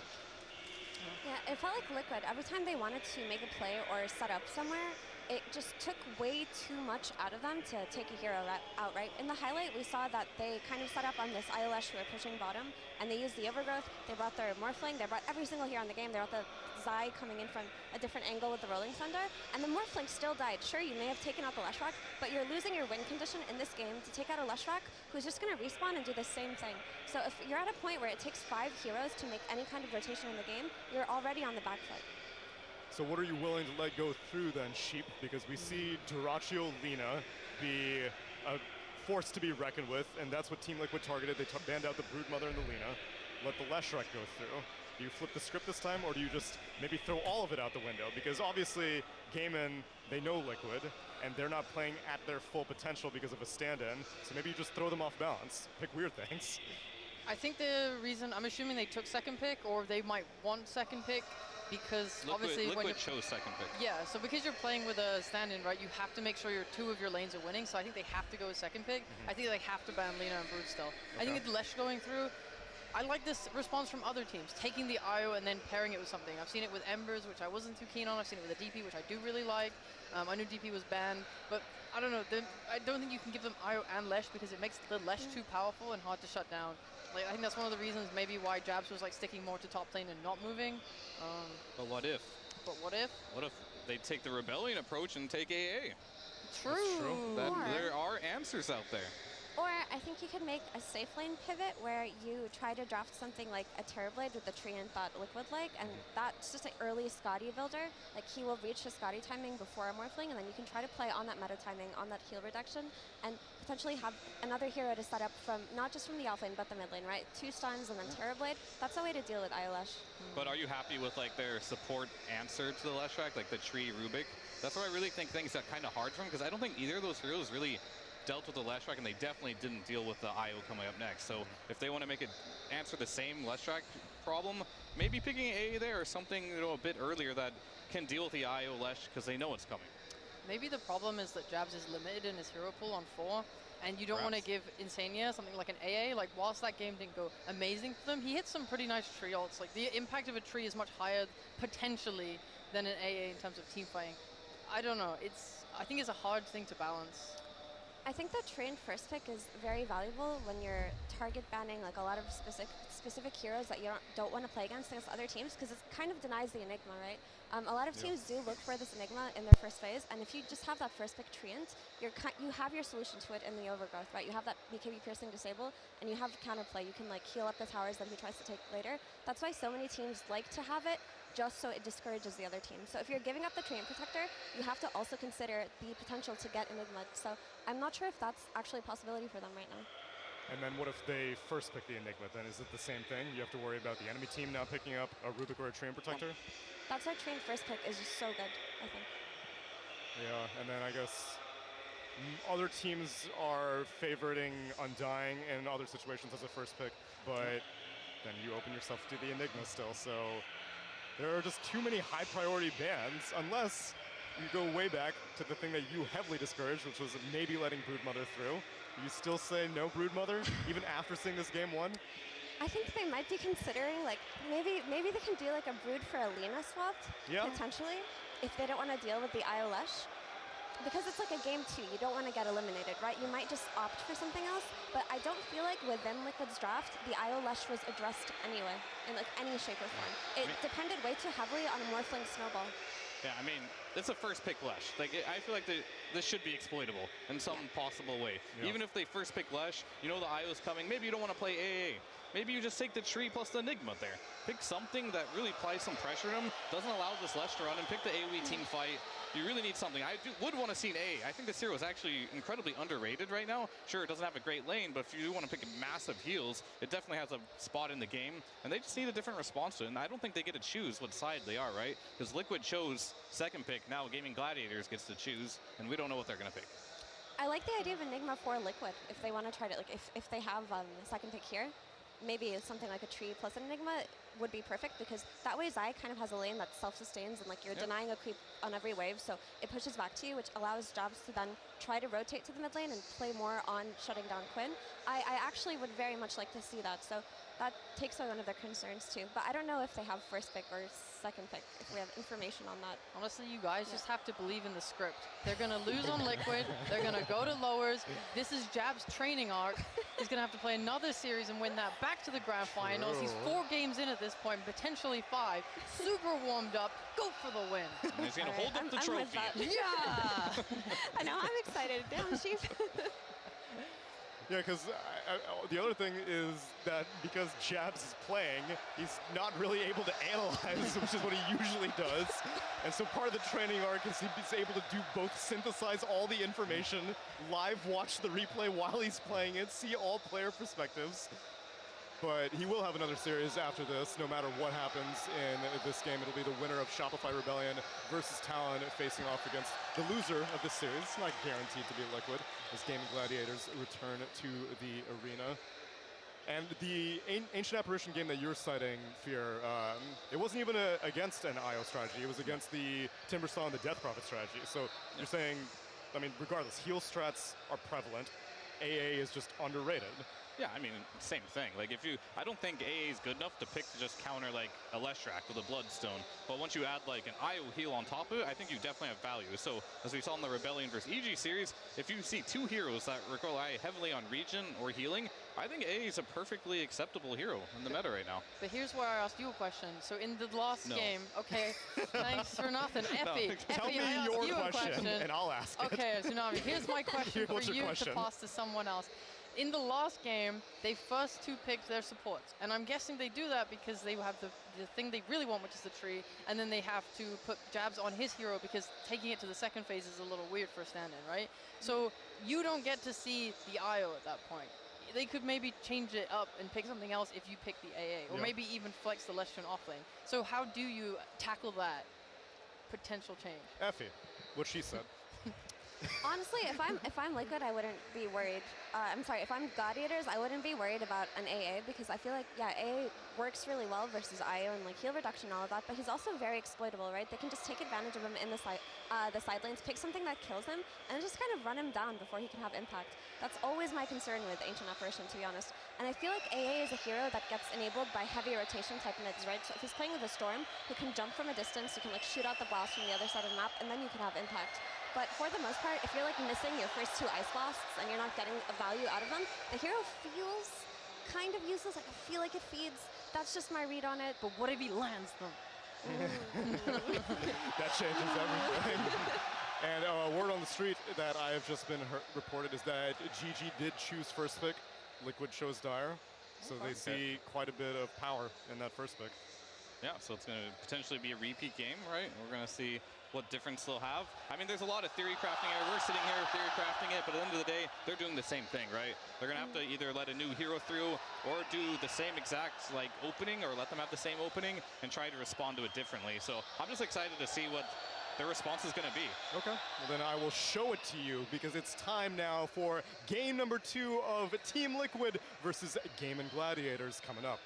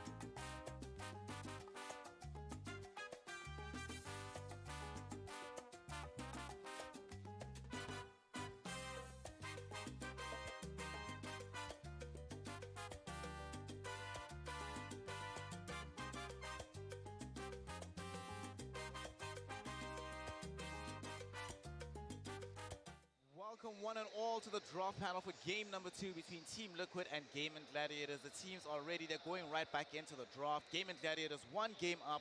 Team Liquid needs some adjustments. And Estini, you and I were talking about the kind of adjustments they need to make off camera. It looks like they've made the first crucial one. Banning Leshrac against GG. Do not allow Quinn to play that hero. Yeah, you either have a strategy prepared against the Lash or you ban it. And seems like they want to play Comfort. So if they're playing Comfort, this Rubik Treant, it's better to play against Lina, in my opinion. So it's better to ban Lash, okay? They let the Brute also through, so there's Brute and Lina. It's actually a very interesting approach. Okay. What do you think here, Kevin? Do you think the approach is to let them pick which one they have, and then you get the other one of the busted heroes? Yeah, I guess that's the case here with second pick, and they're going to go for the Undying and the Lina. So a lot of weird heroes making it through. In a normal game, would be freaking out, but because of the weird conditions, it means something slightly different. But yeah, kind of interesting that they're going to be able to take towers relatively rapidly without the tree armor, but hopefully for Liquid's sake, they can stabilize the lane for Lina. It's a Rubik here. If they don't pick Rubik, I'll be super surprised, because you have Lina Undying already. It's the best lane you can have with Brood. Okay. There we go. Broodmother in this situation, and you don't want to take the chance of it getting through to the next phase, right? And then Liquid have Undying, Lina plus Rubik. That would just be way too much. So glad that they've gotten this for themselves. It's comfort all around here. I mean, Team Liquid is a team that has been very famous for knowing how to defeat the Lina, but when they play it, they also look very accomplished, right? It's not like they lack practice on the hero. So very stable opener here.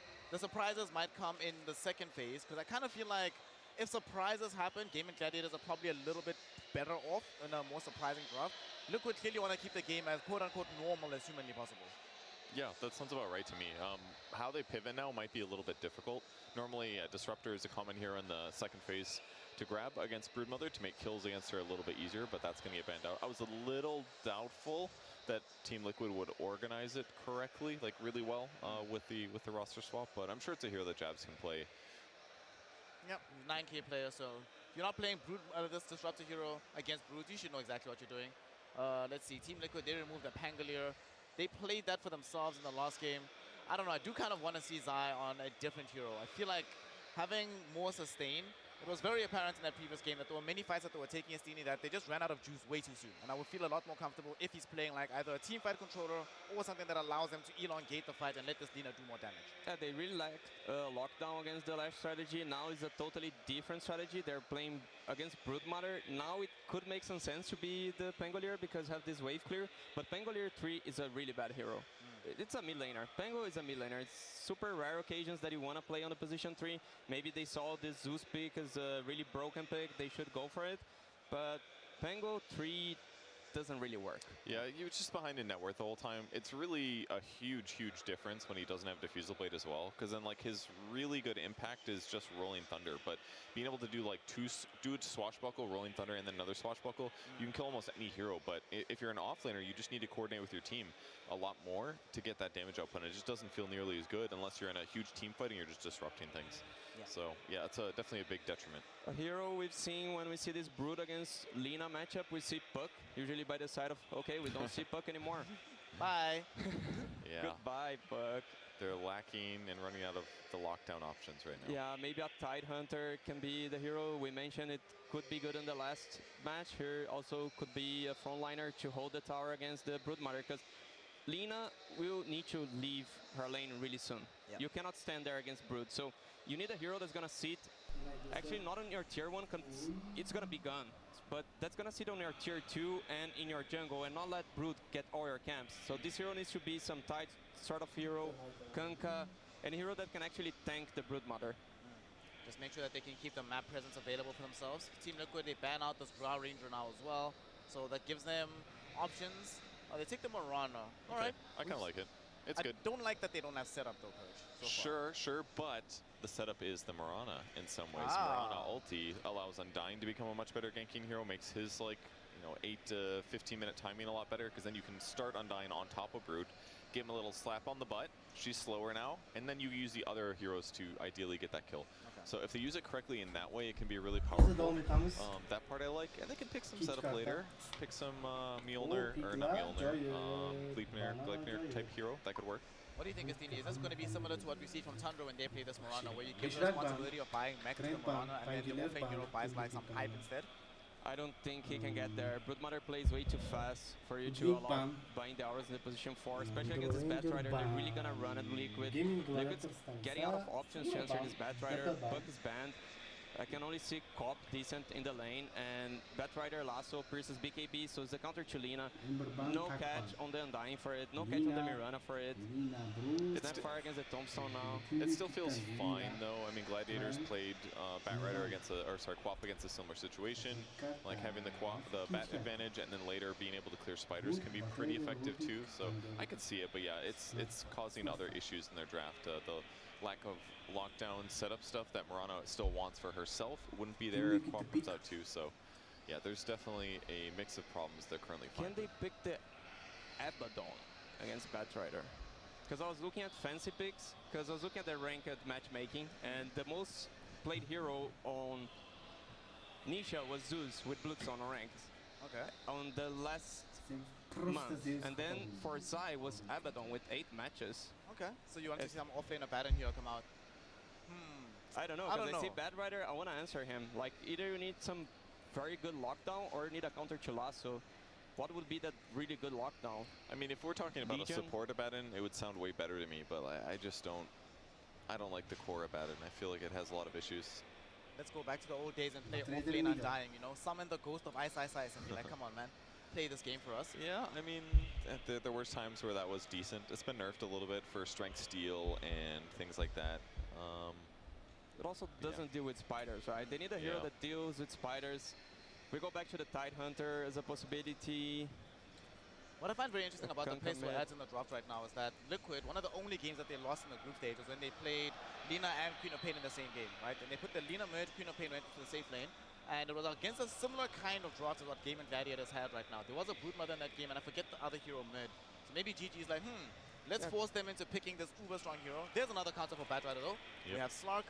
So you have a hero that at every point in the game you feel comfortable here. Early game you can always jump away from the Brood. She's not likely to kill you in the lane. You lose the lane, but Slark loses a lot of these lanes. It is what it is. You still catch up later. But which I think is Slark mid here. Slark mid? Nisha? Because you have Lina already in the lineup. Unless they want to swap lanes. There's also the chance that they swap lanes, right? And they play the Lina mid against Bat. Like a spellcast build? Like Max Dragon Slave, do you think? Or is he still going to go like right click? That's the crazy part. Nobody does it. But 9 has done it. You still can do it. Yeah, 9 went for the magical build. we need to see the carry on GG to really see which way Lina would go. So one thing I also do like about the Slug, in tandem with the Mirana, gives them a lot more mobility and movement. And the out-and-out lockdown from GG is like what? Lasso and left. So not the most reliable long-term lockdown for multiple targets. It's a very single target oriented draft outside of like the Morty's kisses. But what I like about it is that they're so good at running at Team Liquid between Brood and Bats, and having Cookie able to deal with that too. They should be able to poke and prod and try to force out like tombstones, deal with the tombstoner back, or get a pick off, that kind of thing. So I feel like, yeah, maybe it's not the best initiators, but they just do that by running in aggressively with these creepy looking heroes. Yeah, and they're gonna see the carry first on Liquid, so they still get to ban one carry and then react on the offlane pick. I feel when you pick Zark, usually ban Bloodseeker and Faceless Void. Tidehunter is gone, especially because Faceless Void with Snapfire sounds really great in my opinion. There are also some counters to Lina that we see, such as TA, Spectre, Ursa, but they don't feel that good against the Zark. I guess Void feels good against the Zark and against Lina. Yeah, it's kind of a weird thing for them to flex Lina for the first time in the tournament, basically, but it does have some upper hand, yeah. Team Liquid has just been flexing pretty much everything at this point in time. Very difficult to know exactly what they're doing, especially considering that they always swap who the priority pick is at the end of the draft. It's not like a reliable situation. So we need them to pick a safe lane hero for the side of Gaimin Gladiators. CK is gone. The other options that Astini mentioned here, Purge, were some Ursa, some Spectre, heroes that get on top of this Lina. No, both of those feel fine to me, I guess. Faceless Void does still feel like the best. Yeah, Void feels the best. He hasn't played though, so I don't know if he goes for some Naga sort of hero. Can work. I guess it feels like it'd be a little safer, gives them team fight advantage, more stuff to tank arrows with. Can reset fights. The song against Slark is fantastic, obviously. They have quite a bit of reserve time remaining here, so they can take their time to really think about this. They're asking to Raichu, hey man, what's winning this game 100%? Because we know we're going to win our Rubik lane, it's fine. Rubik Brood will do perfectly well. Not only well, we've seen that lane dominate Linas in the past. In the event it is a Lina. If it's Slark in that lane, you win that lane anyway. You don't have any worries there. Batrider should be fine, even if Slark goes mid. You're not going to dominate the Slark, but you'll be okay. I would say just give me Void. If I'm the carry, it's like, carry me the game. You guys can make it through the late game, just give me Void. 0 cares. I'm gonna carry this game. I chrono him, no saves. Easy win. Yeah, they don't have, like going for some like range carry, I just don't see it working. They don't have any amplifiers, and Lina will beat those heroes.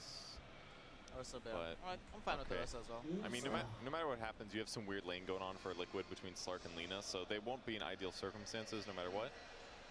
This also feels very scary because there will come that point in the game where Broodmother's taken over top, and that's going to open up the Roshan pit really, really quickly from Radiant side, so Ursa should be able to steal it quite nicely. Yeah, that's a good point. And to Astini's point about Slark mid, there was a period in time where this was semi-common, like a year or two ago in the mid lane.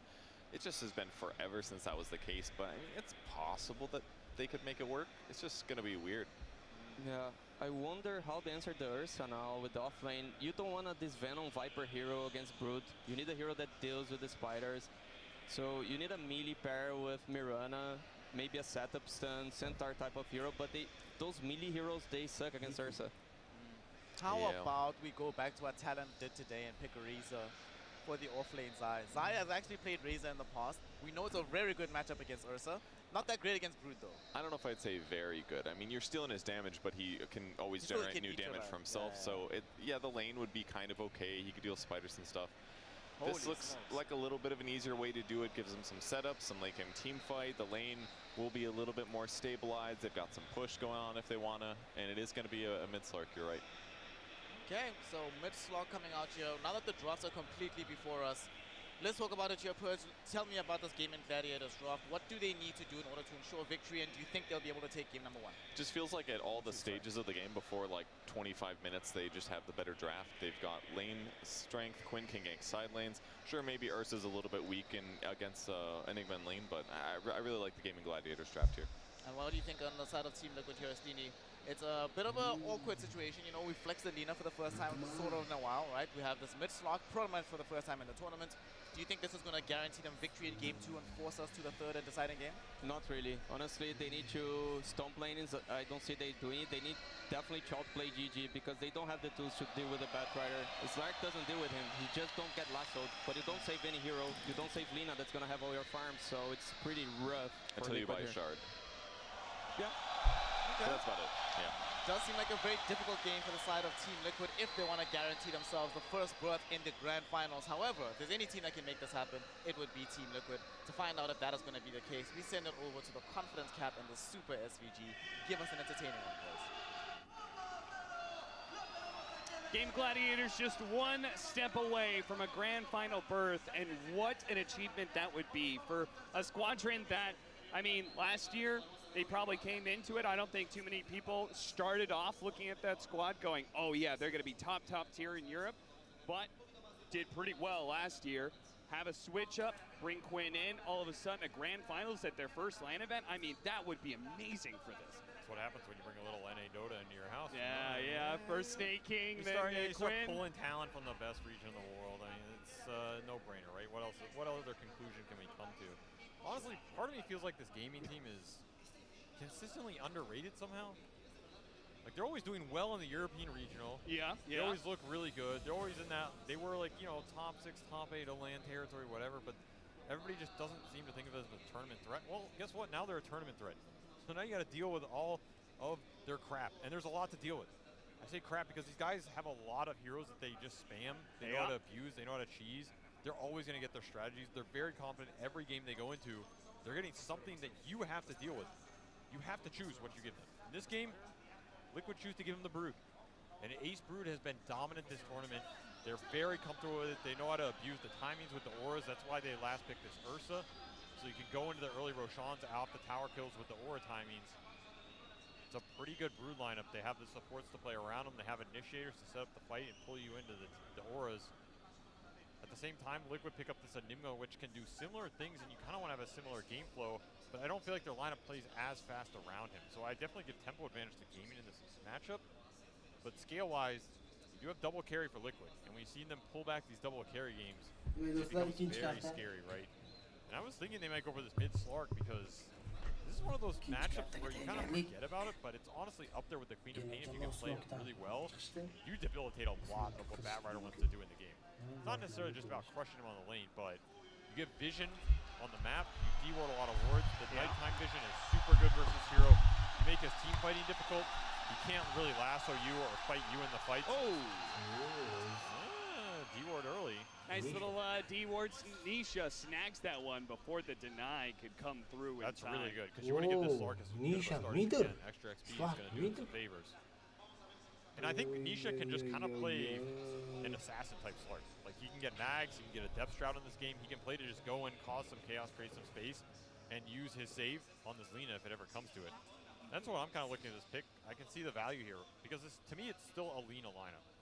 You have to play around what this hero does for you, what her timings are going to be in terms of BKB, Hurricane Plague, the Maelstrom getting her there.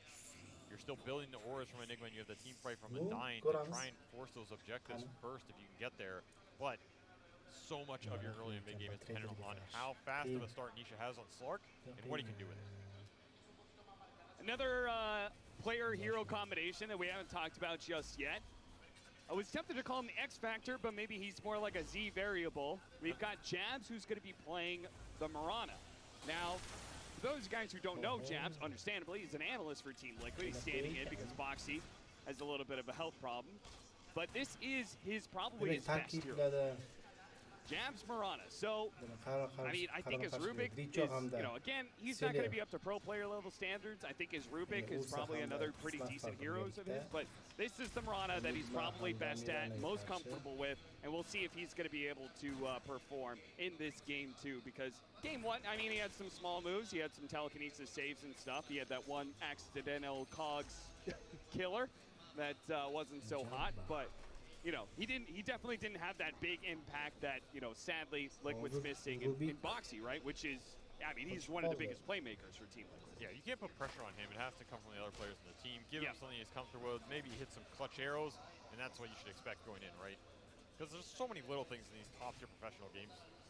You just don't notice, but they're there. Like the laning, the pulls, the D-wards, all this small stuff adds up. Suddenly you get a level 2 first, you kill somebody, the lane snowballs, right? Yep. You're just not going to be in that zone.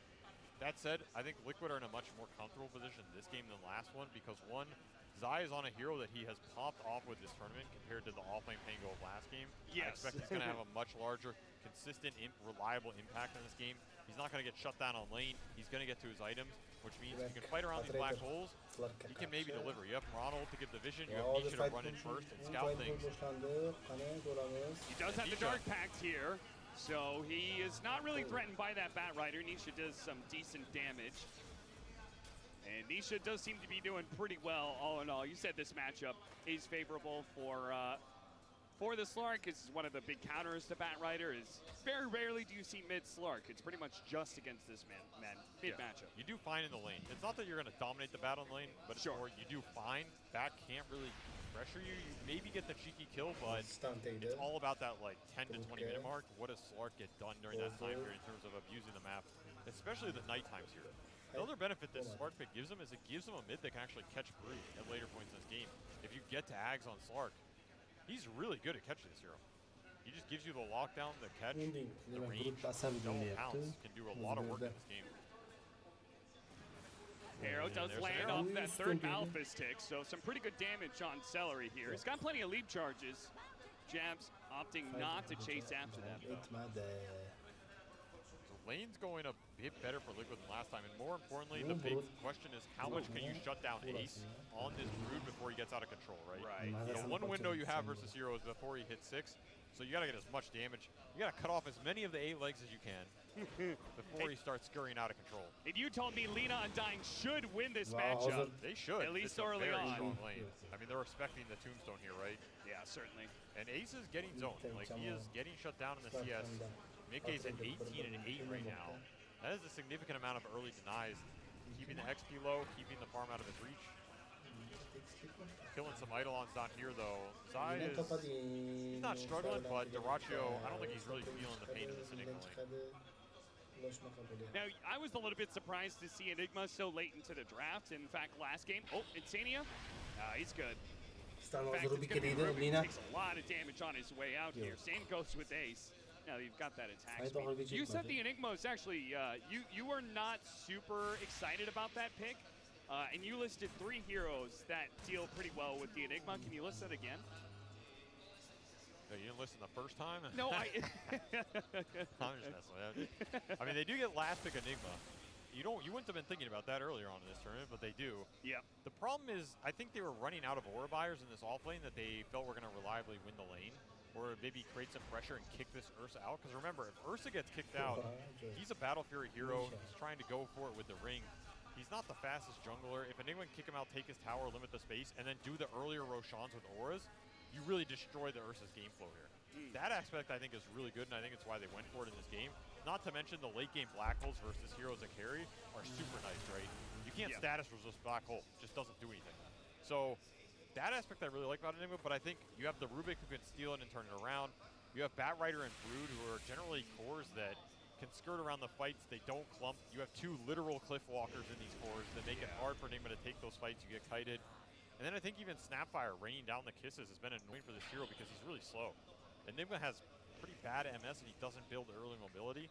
The second you get hit by 1 or 2 of those kisses, they can sometimes just solo kill you in some of these fights. We've seen it during the tournament. Right. So I think the rest of the game, it can be hard for Zai. It's about his impact first to Ursa and shutting him down. First blood gets picked up. Insania was desperate to make sure that the creep wave connected with each other. He thought a high. Oh no! That's going to be Zai dying as well. I'm not sure what he was doing out here. Looks like another kind of attempt at connecting waves goes wrong for Liquid as they try and contest. He was trying to get Celery there with the Eidolon kill, but not enough gas to tank. Arrow to snipe him.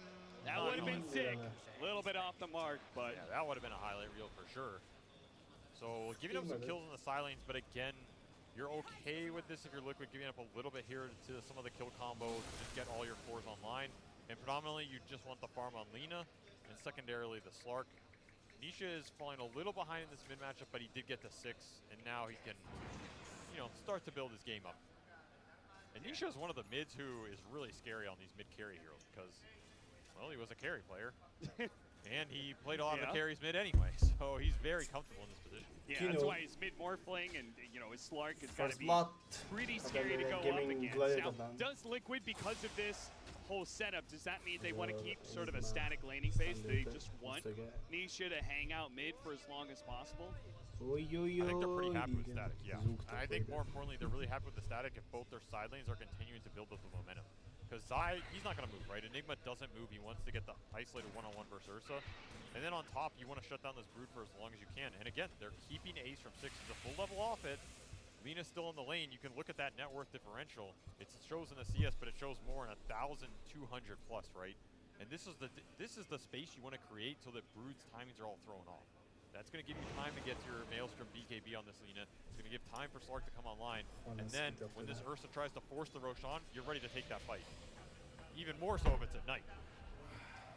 Quinn does manage to get the ult out of Nisha's Slark, so puts that on cooldown. That's pretty nice. Looks like Zai is going to be dying again here. These are big kills. Anytime you kill Enigma, it's huge, but to kill him twice on lane and to push the Rachu up to level 6.5 here with the start he's having, this Ursa is becoming terrifying. Yeah, what's the difference here between this Enigma and Broodmother? Looks like about a 300 net worth difference, but I think that's expected just because of what Eidolons can do for you. Yeah, I think ideally you want your Enigma a little farther ahead of Brood in this type of scenario when Brood's had to play up against this undying Lina They're going lane. to go for the Broodmother kill off of this haste room. Oh, this is a good move. You have all the vision in the world. They do. Ace going to run down. They're going to be able to catch him with the Slark, bounce, and that should be enough as they just Wow, going Lina to the blade right away. The old bug zapper. That's a good one. And this is a tier 1 down top. Oh, yeah. Was With the tombstone blocking things out. Oh, Duraccio might be able to get this. Healing salve actually does keep Jabs alive. An arrow goes out. Duraccio is going to be able to sidestep that one. Take a look at the triangle. Nisha, early invade versus bad. You can take these skirmishes. Wow, He saw all those stacks, but no ultimate, no dark pact. A little overextended. And Quinn just barely stuck in front of him. I was going to say you can take that, but he actually had no resources. Yeah. This is just a feed. Quinn's, okay, sure, I'll take the kill. Nisha, thanks. Now I get to farm my Ancient stack in peace. And I was saying this Ancient stack can be vulnerable because you're getting the tier 1 top. It does go down here to that Tombstone, keeping the wave off. This is a massive stack, massive objective for Quinn's game. He already has the bots online. They're going to smoke it for it to help him clear it out. Pretty good team play. And because that's Slark that you don't get the chance to invade this, do you just run back here now if you're Liquid, but are you going to be late to the party? Dying pretty fast. Jabs is going to join him. Insania's running in, but he doesn't have Tombstone. The littlest of timings make the biggest of difference here. They really do. And Tofu just solo is zoning him out right now in that pivotal moment where all the biggest of the Ancients were dying. Oh, Quinn, you're leaving some items on the ground, my friend.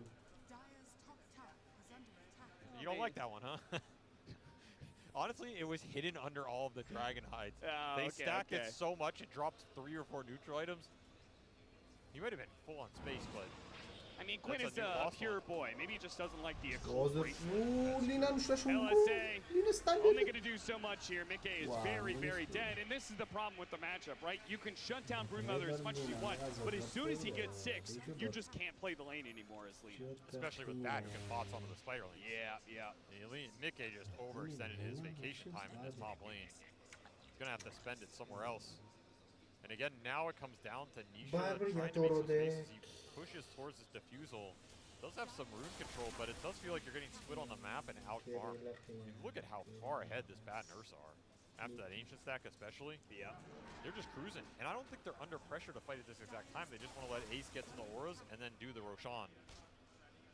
Once again, Liquid have to try and set themselves up best for that type of engagement. Zai's going Midas. Okay, they are really just gearing towards the late game here. This is telling me they don't feel like they're going to be able to contest the Roshan maybe with how good of a start he's had. So just try and pick up extra levels here on the Enigma, push into that later portion of the mid game where you can take fights around what's probably just going to be Midas into Blink BKB, I imagine. I don't think you go Midas first into the auras because what are you using them for, right? Do you think this concept, a slower, more late game oriented strategy here from Liquid, does that put less pressure on the supports? Or more?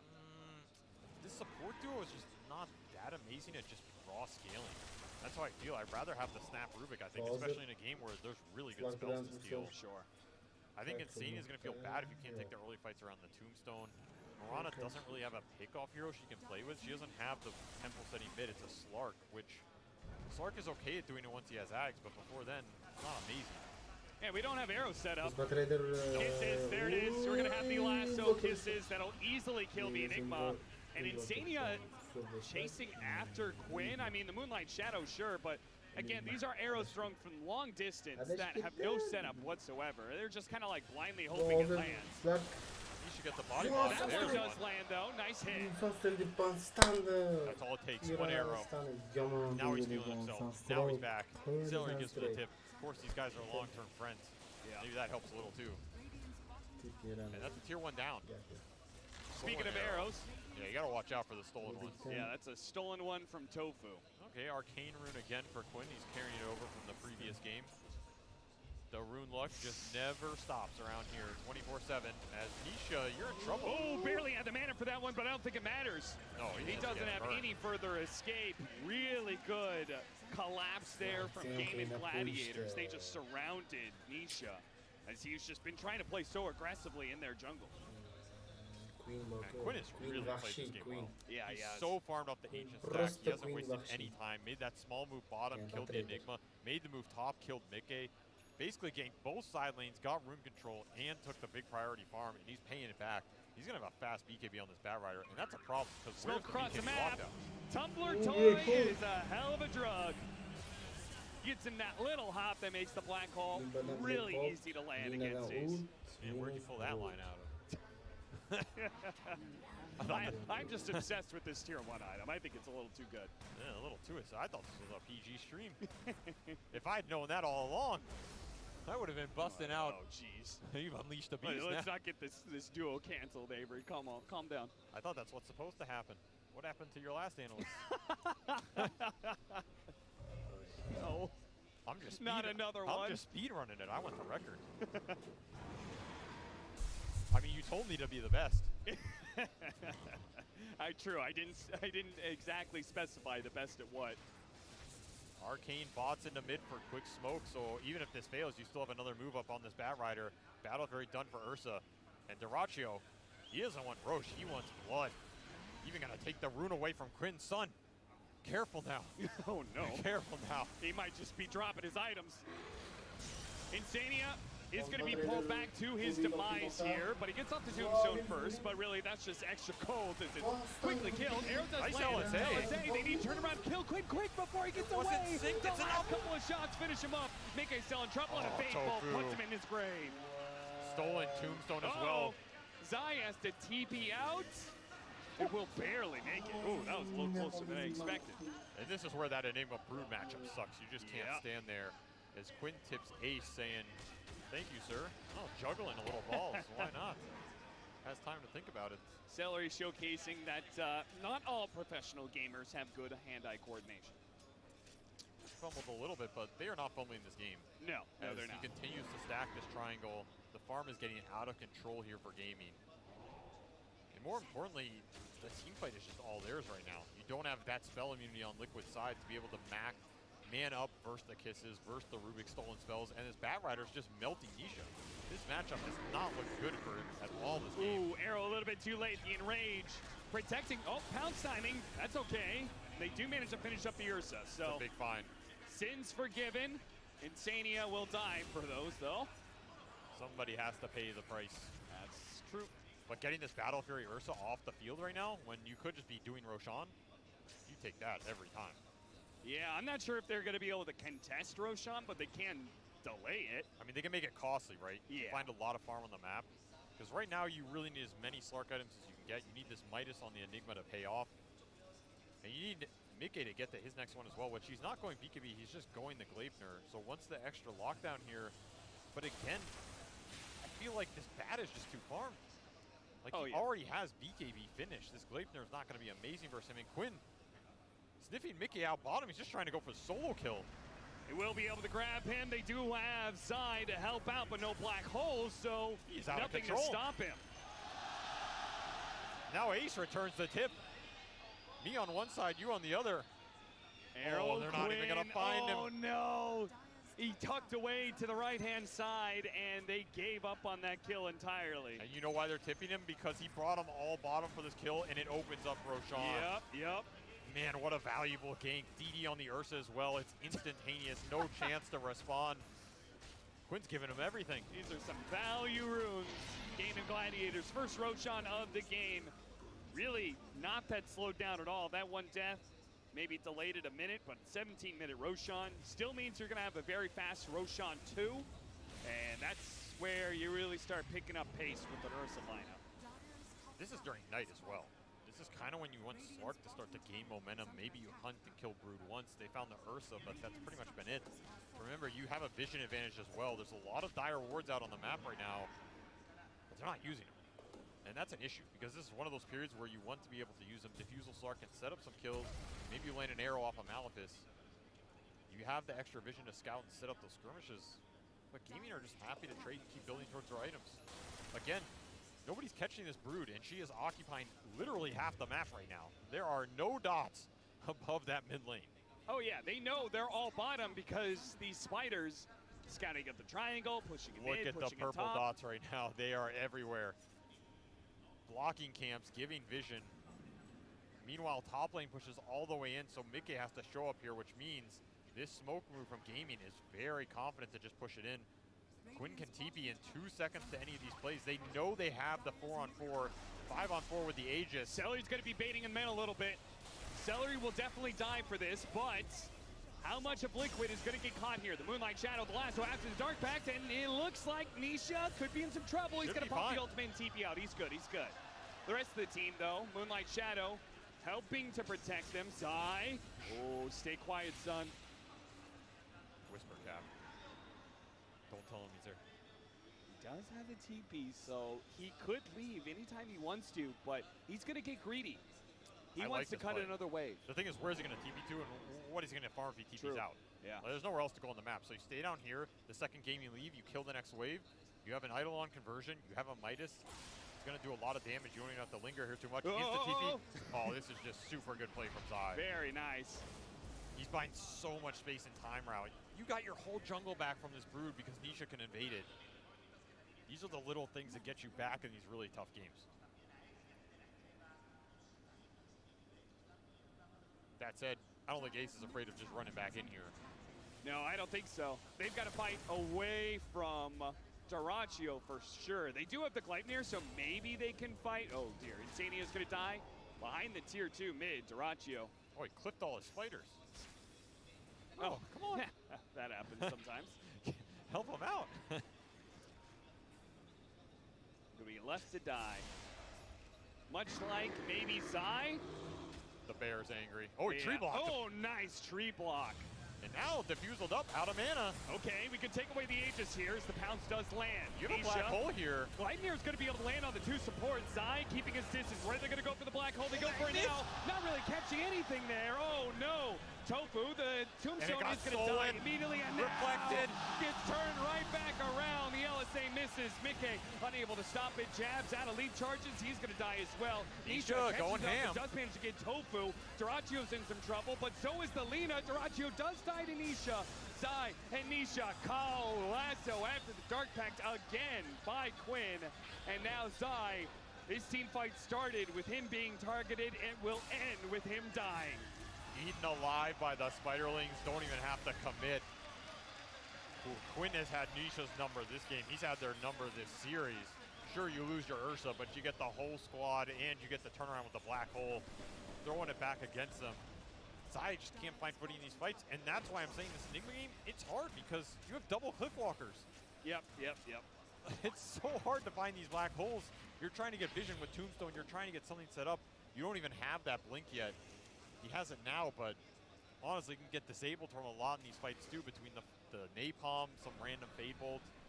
Zai seems super hesitant to throw that black hole out initially, and you can see why. Yeah. Because if he doesn't catch Tofu, Tofu's going to have a much better black hole than he is. With Aether Lens and Force, it's just too easy as well. Yeah. So now you really got to get some momentum going here if you're Liquid, because you went Gleipnir first on this Mikelina. These are the fights you want to be winning. Zai's going to try and make something happen with this blink. Nisha from behind, they'll get a quick support kill. Got to turn it into more. You do have Depth Shroud up on this Slark. And as I was saying, this is a big item for this game because it can extend the fights, it can bail out Mickey who didn't go the BKB first. Maybe you save someone else in the lasso if that's how the fight gets set up. What do you think about this? Rubik is the big counter to Enigma, right? What happens if he blinks black holes and you Depth Shroud him? You can't target him to steal the black hole in the first place. That's some next level technology. I'm honestly impressed you came up with that. Oh, thank you. You know, it's one of those savant moments. Stupid at everything else when it comes to Dota, but a really obscure combo I can come up with. I mean, a broken cap is right twice a day. Insania, they really have a hard time protecting these supports against the Brood Mother. Yeah, only got him with an arrow, but Nisha's just going to have to save himself in this scenario. Zai, again, trying to make space on this map. He knows he's not getting this kill, but he's just trying to force Gaimin back to create space elsewhere. With my shadow, we spotted for a moment. Duracio's going to stick on top of him. They do not have a force staff to save him. They're out of mana on Ursa. They're going to be able to dodge that one. Nisha's going to go. Oh, no, it's not the right timing for that one. Quinn has just been catching Nisha's Slark non-stop, man. How many lassos has he gotten on him? It feels like every fight. Yeah. And it's because the damage is not coming out fast enough, right? Quinn can just play the fight, wait for a Dark Pack to go down, and then it's too easy. Too easy right now for Gaimin. You got to get something going here in terms of momentum going into that second Roshan period, where if you give up Aegis and Shard to this team, Mickey's game just becomes way too hard. Yeah.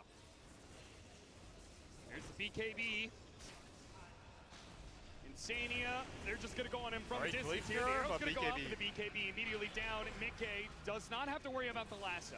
Stolen arrows, black hole. Shot from the side. He only got the one. Only on the Rubik. It was so close to everybody else. And Duraccio goes for the pounce and pops his BKB to ensure Mickey will fall. Zai's going to be next. And the Mirana tries to leap up to the high ground. It doesn't make a difference. Ace is running wild in the background. If that hole had hit, maybe that's the comeback there. He almost had 3 or 4, but Dota is a game of inches, and you fell short, my friend. And you might be falling short of this grand final as Nisha pays the iron price. Duraccio claims another scalp. Liquid, they don't seem too bummed about this. Obviously, their expectations of this series was, well, pretty much nothing. But they went into it hoping for the best. Gaimin Gladiators, though, you just cannot compete with this squad when they are full stacked up like this. They've been getting the momentum through the upper bracket, and it seems like for them, the matches seem to be getting easier and easier. That's the scary part.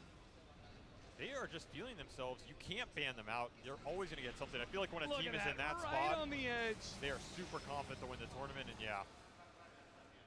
You wish that fight had gone another way, but you can't blame Zai, right? He's going for those plays. He knows you have to hit him. He almost got it there. Yeah. In another world, maybe you just team wipe him off that black hole. You're going to need another one of those at some point, and it doesn't get easier because second Roshan is probably not yours anymore to even contest. No, definitely not. And with the Boots of Travel Batrider, who's going to complete an Octarine soon, you don't have too many options when it comes to split pushing either. I mean, Quinn's been everywhere. He's been everywhere since the start of this game. Yep. Shutting down both side lanes, it means these anchor points you create between the Brood and the Ursa, the kill threat's just everywhere, right? You can bots to the Brood lanes, you can bots to the lane where the Ursa's in. Basher's already up for Duraccio. Mickey's game is near impossible at this point. Sure, you have BKB coming out, but BKB doesn't do much when Ursa just jumps on you. You don't have the Hurricane Pike to create the space because you went the early Gleipnir and it didn't pay off. Hex on Ace already. This is a disgusting amount of net worth and disable coming out for Gaimin Gladiators right now. They're looking to end this game. That is twice now that Ace has gone for a very early Scythe of Ice. I thought it was pretty effective in game 1. We'll see if he's able to continue that here in game 2. I mean, it's super good versus Slark. Yeah. I mean, it's good versus everything because of how far you head, but Nisha's maybe the one hero that can drag these fights out between the Depth Shard and his ult to get something going. And he's closing in on Ags. I say closing in, he's still 2,000 off, but you'll take that considering the game state. Arcane Rune spawns. It was for Quinn, but he was not there. Tier 2 will fall in the bottom lane, so the outpost is open. That will help a lot against the Batrider. As Nisha continues to try and just draw attention without dying. And and he is largely succeeding in that regard, trying to work towards an Aghanim Scepter. Gaimin Gladiators, so they're pretty much just hanging out. They're waiting for the second Roshan, and that's when the game may come to an abrupt end. And look at the read of the map right now. Quinn was bottom. He drew the circle on the two heroes hiding for Liquid on this upper ground, pinged the wave, said, they want to try and kill me on this wave. Just go ham, boys. Make them show. And now the you side get comes that into kill. play with the basher on Duraccio. And there's a blink lasso here, so Mikke. Yep, they're going to go for him. He's going to blink immediately. Lasso couldn't even get off the BKB, so the kisses are going to do tons of damage, and the bear will deliver the final blow. Shredder coming in to clean up the tombstone. High ground just broken apart here, even without that Roshan. You need a black hole. You need it fast. You need it soon. As long as Gaimin don't clump, I don't think you have a comeback mechanic at this point in the game. As the bear, he's hungry. He's been hibernating. Has he? I was going to make that same joke. I don't think this bear ever reached hibernation. Duraccio was super active in this game. That's true. It was a short hibernation. Yeah, it was between games 1 and 2. You just didn't know that's what was coming. Yeah. Very, very active lineup from Gaimin Gladiators. I think that's part of the strength, right? Is Ace, he gets a lot of space sometimes because of how active Quinn and Duraccio can be. That's the beauty of this lineup. They have multiple players who are confident to carry the game, and their support duo can play really fast. They're one of the faster support duos in this tournament in terms of going to the runes, playing around their active hero that comes online, combining with their cores on the right parts of the map. This is a really strong team, very formidable, and they are showing why. Second Roche with the Shard, DD on the Batrider, Octarine completed. I mean, take your pick of who gets this. Even gonna smoke, just maybe baiting the Roche a little bit. Let Duraccio hit it, don't show anybody else because they know this move is coming. But do they know from where it's coming? And look at this ward on the high ground. Team Liquid have got the ward, they've got the full wraparound here. Well, they saw the, wait, did they see the Midas? They see the Rubik, they want to be able to kill the Rubik for sure. That allows the better black hole. But are they going to be able to get into the pit at the same time? Duraccio's finishing up Roshan. It's going to die now. Team Liquid all split apart. Not able to find an opening quite yet. They're going to go for it. Now they get the Rubik. The arrow goes out. It doesn't actually land. Tofu tries to telekinesis himself out, but he still dies. They're going to lose their ward during this time. They got forced off that high ground, but you have to find something here if you're Liquid. Yeah, Nisha, he's going to try and go for the pounce. Gets away off the BKB, starts putting some pressure onto Duraccio. It's not going to last for long, though. They rewarded the hill. Zai, Moonlight Shadow. He needs the perfect black hole. He's going to let everybody else try and get Gaimin Gladiators to focus on something else. With the BKB down, Gaimin Gladiators don't necessarily want to fight this. Dark Pact does go off at the right time. Duraccio activating his own BKB. Now the kisses, and Nisha, oh no! Did not anticipate that kind of burst damage. Now Micke's in trouble. Now they're going to have to use something to help Mikke. Oh, the lasso comes in. The black hole. It does go down, but they don't have any damage at the same time. It's canceled. Maybe Quinn dies. The last shot missed. The second one lands, but still, you said it. There are too many cores on Gaimin Gladiators who are confident to carry this game. Duraccio and Ace. Rampage for Duraccio in Game 2. Gaimin Gladiators are just steamrolling their way to the grand finals. Go, go, go, says the all chat, but it's only for the other team here. Yeah. As Duraccio is likely going to push them into their first grand finals appearance. Rampage in style, rampage for the bear. You can't ask for anything more from this team. It's all coming together at the right time. Beautiful Dota. Clean and aggressive. Gaimin Gladiators at 30 minutes up are at a lead that seems insurmountable for Team Liquid. They're going to be able to get 2 lanes of barracks. The bottom tier 2 is still up, so this will not be Megas, but plenty of time left on that Aegis, that's for sure. Yeah, but you have 2 minutes of no black hole. Are you winning a fight without black hole in this game? I don't think so. Maybe you respect High Ground Lina a little bit. Maybe they're going to take the conservative plays and just try and close this out because this game is 100% theirs. But I don't think it's going to take long. You just push down this bottom lane, tier 2 into tier 3 into high ground. No black hole. If you respect the tombstone and the overextension, I don't think you're afraid of anything else. there's all the utility on these two supports between Double Force, Glimmer, Aether Lens, and Shard on this Rubik. Yeah. Your cores don't have to be afraid. Still, they're playing it clean, pushing in all the lanes, playing it safe, not giving anything. Again, the Broodlings just covering the map here. He went back for an Echo Saber on Nisha.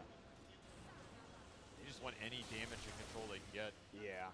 It's a cheap stopgap, but you don't feel too good about it. Oh, I mean, hey, look at the Batrider. Went back for Witchblade. So just in case you are worried, if this game's going to go another 20 minutes, Quinn can go for the right-click build. That's why it's real scary. In the late game, he can just randomly outscale you. Yeah. You don't have a BKB on this Lina. Even if you were even net worth, this back and soul will kill you.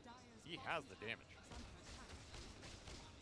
Here's the final lane. Tier 2, going down.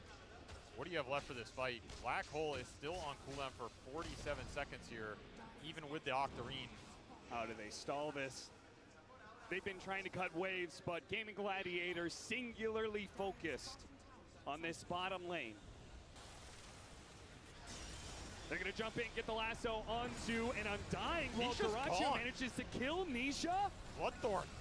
Bloodthorn too strong. That initiation was not counted on. And Dyrachyo can make that kind of move because he still has a minute left on the Aegis. He could take some risks. It pays off big time. And now, Team Liquid has to find a way to fight without Nisha. And the Black Hole's still not up yet. And Broodlings killed the Tombstone. You have Black Hole in 4 seconds, but you have no Tombstone for the fight. No Lina BKB. Jumping forward, almost getting the kill. Lina still an opportunity with the telekinesis. Mickey almost dying. The root from range will finish him off. They're just poking this fight down, kiting them out. They don't have to overextend in that Black Hole, which is the one saving grace. There's just nowhere to cast it in this game. The split is too good. Very nice on the Spiders. Double Force Snap does get him away, though. Back to the fountain he goes, but Side's going to be caught. Help, help, help! No help is coming for him.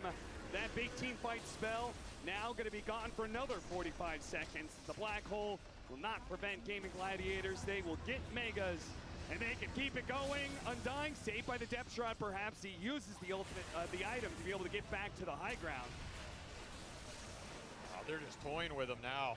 They really are. Stolen LSA on 2. Beautiful stun, a nice flame break to be able to break things apart as well. Jump forward from Dyrachyo, gets another one. They're practically fountain farming Team Liquid at this point in time. Nisha, Laguna Blade does nothing. The lasso to pull him to his death. Nisha, even in the fountain, turned around. Laguna Blade stolen and put to work to finish off Team Liquid. A team fountain farmed. Dyrachyo's confused. He's like, was that series that easy for us? It was. Has this entire upper bracket been that easy for us? Because it has felt easy. Nobody is challenging this team. Sure, there's some asterisks on the matches, but they look really damn good. They have fit in with Quinn perfectly. They know how to play around him. Quinn looks comfortable as hell. He destroyed that early game. Gank kills both cores on the side lanes. Room control, gets the Ancient Stack into BKB. You're giving up pretty much nothing here. Ends the game, what is it, 8-2 and 26? Dyrachyo 20-3, a rampage on the main stage, as you like to say. And these guys are cool, calm, and collected, Cap.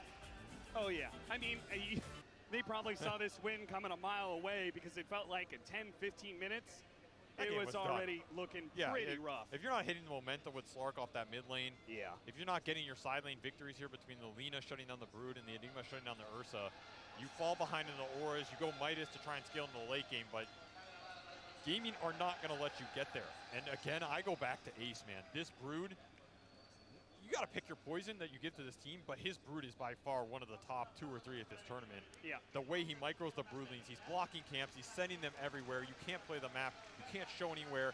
He doesn't really feed on this hero. He builds the right items every time. They know how the game flow is supposed to look like.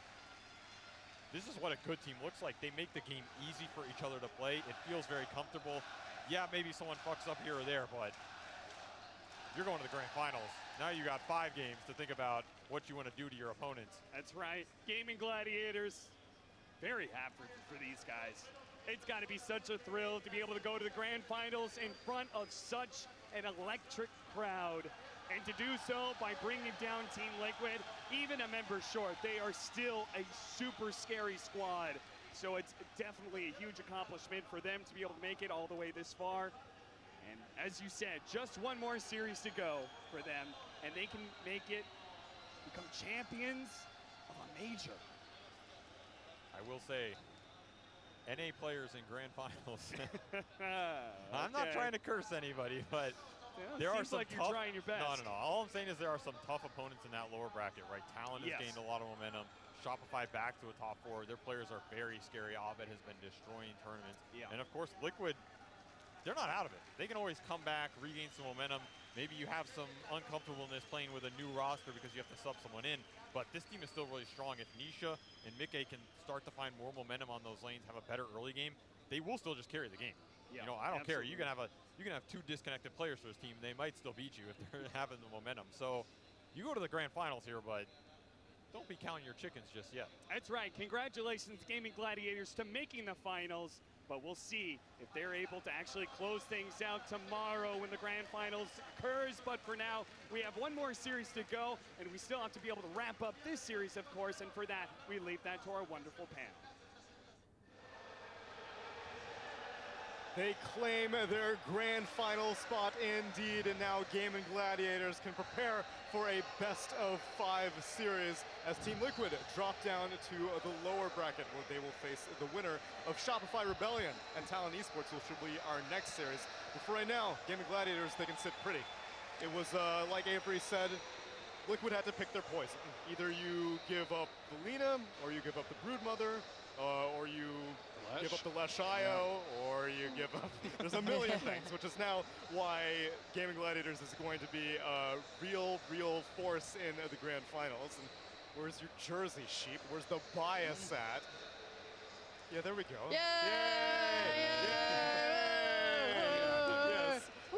And I appreciate the slightly muted feel because I'm sure this is not how Gaimin Gladiators wanted to get their grand final spot. He wanted to be able to fight Team Liquid at full power, be able to earn it with 100% of their roster.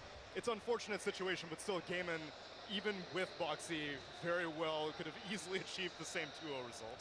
Yeah, I mean, I think a lot of teams would have lost even against this Liquid with the stand-in. Yeah. So I think this Gaimin Gladiators, they're the real deal. They're really good. Quinn every game, like everyone's talking about Nisha this, Nisha that. Quinn just showed up 2 games in a row and kind of schooled them there and looked like the superior mid, so NA DOTA. That's my takeaway. That's my takeaway. If Snaking can't carry the torch during TI, well then perhaps Quinn can do it. I will see that US flag no matter what, and I will be biased towards it, but a satisfying result regardless. And even in addition to Quinn, Ace is playing out of his mind, I feel. I think they all played incredibly well. I mean, that was just a masterclass that second game. Every lane won. It looked good every step of the way. There was absolutely no way for them to play into Brood. They couldn't counterplay the Batrider either. Everyone just played so well. But I just want to say that I think that the results, like the games would have looked much more different, of course, if bo3 were there. I mean, we talked about it, but he is the shot caller on their team. They are lacking that voice. I mean, Jabs' hero pool is pretty limited. You and I were talking about it, Sheep. I have like many, I mean, there's so many factors. That's fine. I can give you extra factors because we actually have an opportunity to speak to Tofu, who will be our winner's interview right now. Hello, I'm here with Tofu, surrounded by tons of Tofu fans as well. You think the people would also write hashtag Tofu big fan? I mean, I hope maybe in the future they will, because we're not done yet. Okay. Okay, so grand finals. You finally made it, your first grand finals, Tofu. What do you mean you're not done yet? What is this mentality? How are you mentally preparing yourself for the situation? I mean, we're just playing our game, and we're really confident with what we do right now. So it's not that we're like especially preparing for the finals. We kind of just go game by game, and we have a really good flow right now, and everyone's in a good mood, like positive vibes, high spirits. I don't know, like it feels like we just keep playing every day, but we're not done yet.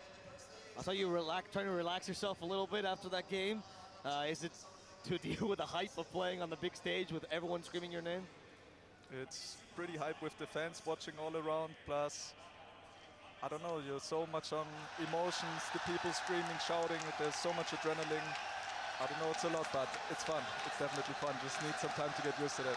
Okay. I want to ask about your, to bring Quinn on the stage. Now, tell me about your beginnings, man. When we first got to cast you, when we first got to meet you in general, you were in an online team, you're playing like local leagues, you're enjoying yourself, it was chill. Did you ever expect yourself to be in a major grand final in a situation like this in the big stage? It's hard to visualize it for sure, but I was going to play and do it professionally because you see these people on stream and you want to be there where they are at when they lift the trophy. And that's a big motivation for myself. It's like, of course you're upset when you lose and you drop out of other tournaments, but I don't know, I had this vision where I want to keep playing and want to be the best, which obviously everyone wants, but I also believe that I can do it, especially with these guys that I'm playing with. It's a lot of fun and we all just believe and trust in each other. And I don't know, wherever this takes us, we're all happy to be part of it. How do you keep that vision going? How do you keep, in those moments that you talked about, you know, those losses, some previous tournaments where you're qualified, you made well, but not this well, obviously. How do you get through those downs? What is it that allows Tofu to still be strong, to still have big fans? I know, power of friendship and belief. I don't know, it's just fun to play. And I know that I'm good and that I can do more. And I believe that all of my teammates are really good friends and they're all incredibly good players.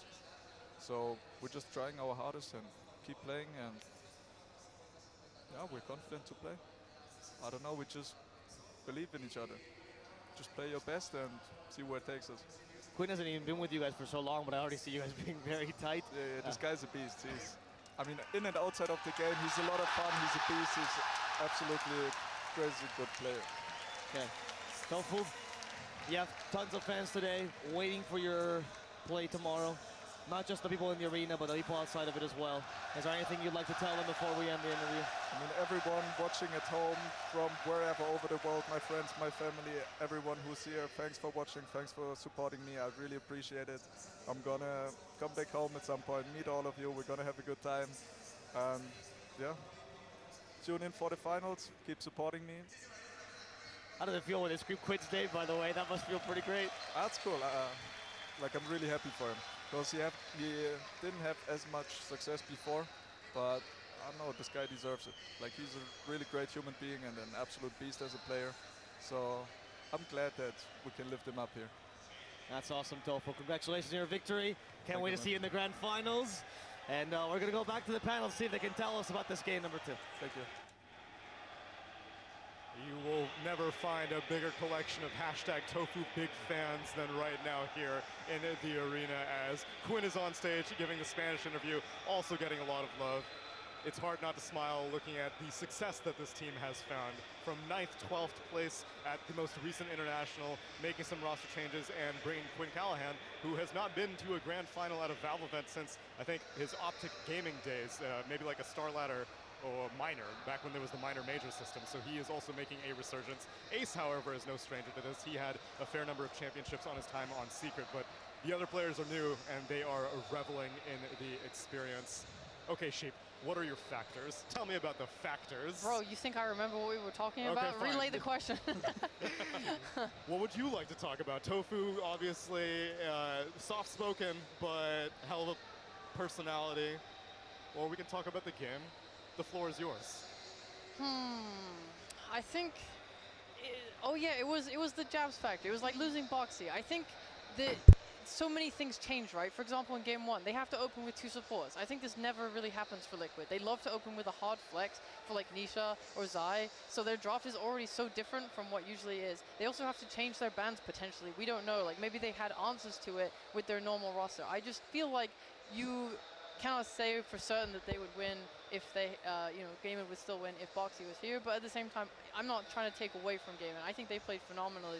But you just see, like, in the difference of net worth, for example, in the supports, right? Like, you're playing a Mirana. I think Jabs needed to use his arrow more on creeps to keep up net worth so he could have a few more items. Maybe he would have, like, the mech or something. I don't know. I mean, yeah. But I just want to say, as my last main thing, I do not want people to flame Liquid. You're playing with a stand-in. Your friend is, having a health issue. It's, like, very stressful, potentially, and, like, just be very respectful. I just wish everyone, all the fans, would be very respectful here and just try and lift up Gaimin now and the other competitors and just look for some good Dota. Yeah, that's ultimately what we're all here for, is to watch high quality. Oh, he did not catch it that time. He did not. Yeah, so obviously Jabs will have a great deal to learn. What a rough situation to be playing a skill shot hero as a stand-in in front of this big crowd, but he will obviously get another chance against the winner of Shopify and Talon. And it wasn't just him, also, like, Zai was up to some shenanigans. What was up with his itemization this game, Fear? What was up with the Midas this game? I mean, I am convinced that Liquid came into this series very lighthearted and be like, let's just have some fun. You know, like, wherever it takes us. You know, they tried the Slark mid versus Batrider. It's okay. Zai, he went for a Midas. He's playing versus a Rubik. Normally you go for the Midas to hit some, like, Refresher, Black Hole timing, and you're playing for the Ultra late game, but you're playing versus a Rubik here. So their read of the game was to just kind of, like, get their farm, take it to the late game, but you're playing versus Gaimin Gladiators. This is a team that's in the grand finals now. They're not going to give you the space. I mean, I feel like we've talked about it already, but a top 3 result is still really good. You're not upset leaving this. I feel like at this point, just like Fear said, you have fun, right? That's the most you can do, because losing bo3 changes so much of how you play the game in terms of how you lane, how you draft in particular. I honestly believe that there is no way they would have done the Brood for Lina swap if bo3 were still here. They'd have just done one of their other openers. They have a lot of things that they can do, but they cannot accommodate it within their draft. And I think a lot of teams are just going to identify some heroes that they can ban out, particularly like Murana and Rubik. That just seems like the hero pool right now. So maybe Liquid's going to go back to the drawing board and talk about what potential different routes that they can take to play with this change. But and you see Nishos, he's smiling while losing, right? Which kind of is a tall tell there that, like, he wasn't really expecting much from this series, right? He just come to play, whatever happens, happens. Also, remember Matu mid-Slark? I remember. Yeah. That's the first thing I thought of. I was hyped to see it. All right, every time I pour one out for my boy Lasse. Oh, you know what? Actually, I have a little thing. This in the green room earlier, they have obviously the team's group chat for Liquid. Matu is in it, but he says absolutely nothing. This morning, what do they get? A text from Matu. Good luck today. Hey. I heard that he still texts them from time to time, right? He texts like Will, or Blitz, sorry. And he just gives them like input on their drafting or something occasionally when he's bored. It's like a nice relationship to have. Does he still play, or is it just like random draft input while chilling on the beach, having a beer? Isn't he doing his army service or something? I don't know, whatever. Right. He watches. Apparently, he watches the games in the a few free hours he has. Right. That's what Blitz said, and he'll help them out as much as he can. Yeah, I know whenever they picked the Lone Druid also, I think Matu also messaged Blitz. There's still a great deal of love there, and it's a little bit disappointing, but it's countered by the fact that Gaimin Gladiators are they're grand finalists, baby. Yeah, they are. I mean, someone that hasn't got a lot of love is Duraccio. Like, I feel like he had an amazing series, both on the CK. He got another Rampage. There's been very few Rampages this entire major. He just got one in the last game on the Ursa. He's popping off on multiple heroes. He had a very wide hero pool. He played Lina like time and time again, but it's going to get banned now, and he's showing that he can play other heroes and perform incredibly well on them. Yeah, because I guess that was the peak respect, because they let Quinn get his Leshrac. They let Ace get his Broodmother, but Duraccio still is not allowed to have Lina. I mean, that's the problem, right? Because, like, everyone knows Quinn is MVP of the series without a doubt, but then you have, like, SVG on the cast being like, Ace is probably the MVP, and then I'm sitting there, but Duraccio owned too. And let's not even start on the supports. There's more of, like, a supporting staff instead of, like, you know, playing these Skyrash, trying to get solo kills, and they're doing a good job making their core shine. Bro, right? That massive stack for Quinn that they did in the Ancients was insane. It was like 6 stacks or something like that. I mean, his net worth went up so hard after taking that, and it just set him off for such a good game. And you know he's going to capitalize on it, right? Like this slog, he has to play so carefully, because as soon as the dog pack's out, Quinn is just on him, lassoing him, under tier 2. You know, you have the bear coming in. I mean, they did such a good job, and this Hex Rush on Ace as well, both games, was like super impactful. Yeah, and he played the lane so well, right? It felt like he wasn't countered in any way. Like, okay, you pick this mid-Slark, it doesn't do what you want it to do, and all of a sudden you have this super fat Batrider running at you, TPing in. You have this Brood who's completely taken over the top side of the map, and your heroes are too scared to play the rest of the map that at some point, Liquid are actually playing into Brood's lane, because there was no other play that they could take. They were just trying to get whatever they could out of it, and it always turned into really bad trades for them. So, I mean, honestly, really impeccably played by GG, but I just want to highlight one more time, this is not Liquid's top form. I don't think that this is reflective of what they can do as a team. It's not reflective of what the results would have been had the health issue not happened.